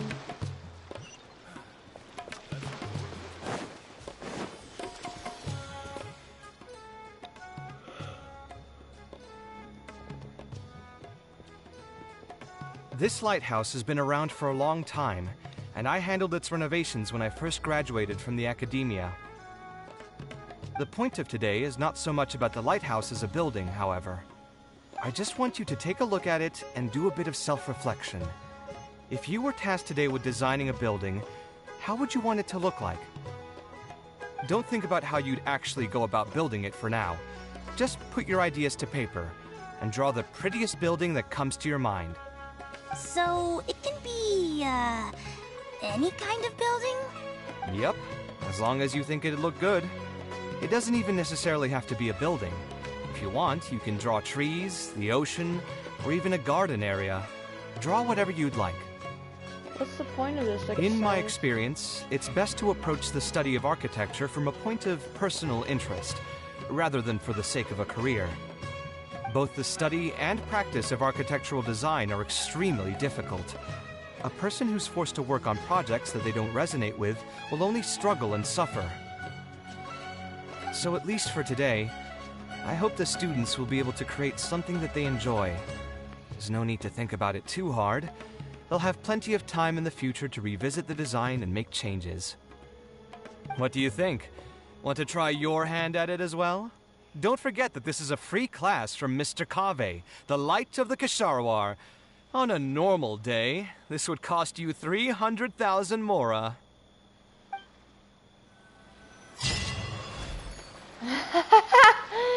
It's the teapot! It's so much. Your ideal building is also your safe haven, first class. He's so confused.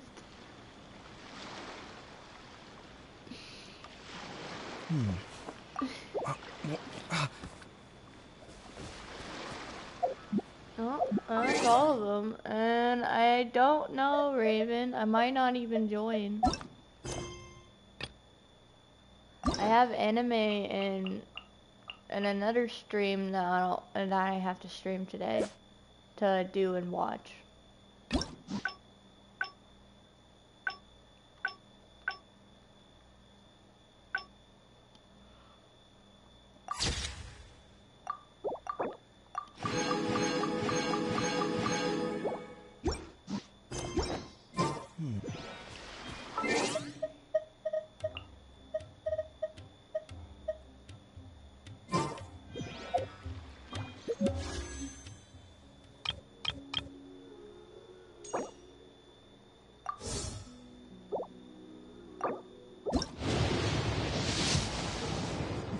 Dang. It's good to kill.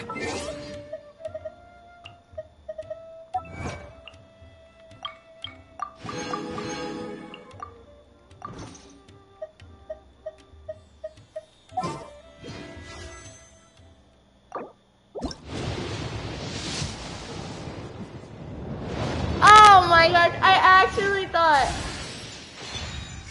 Oh dang, which okay. I actually thought I was gonna get a gold. Not gonna lie.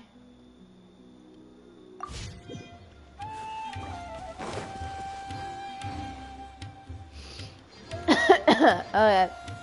Well, bye everybody.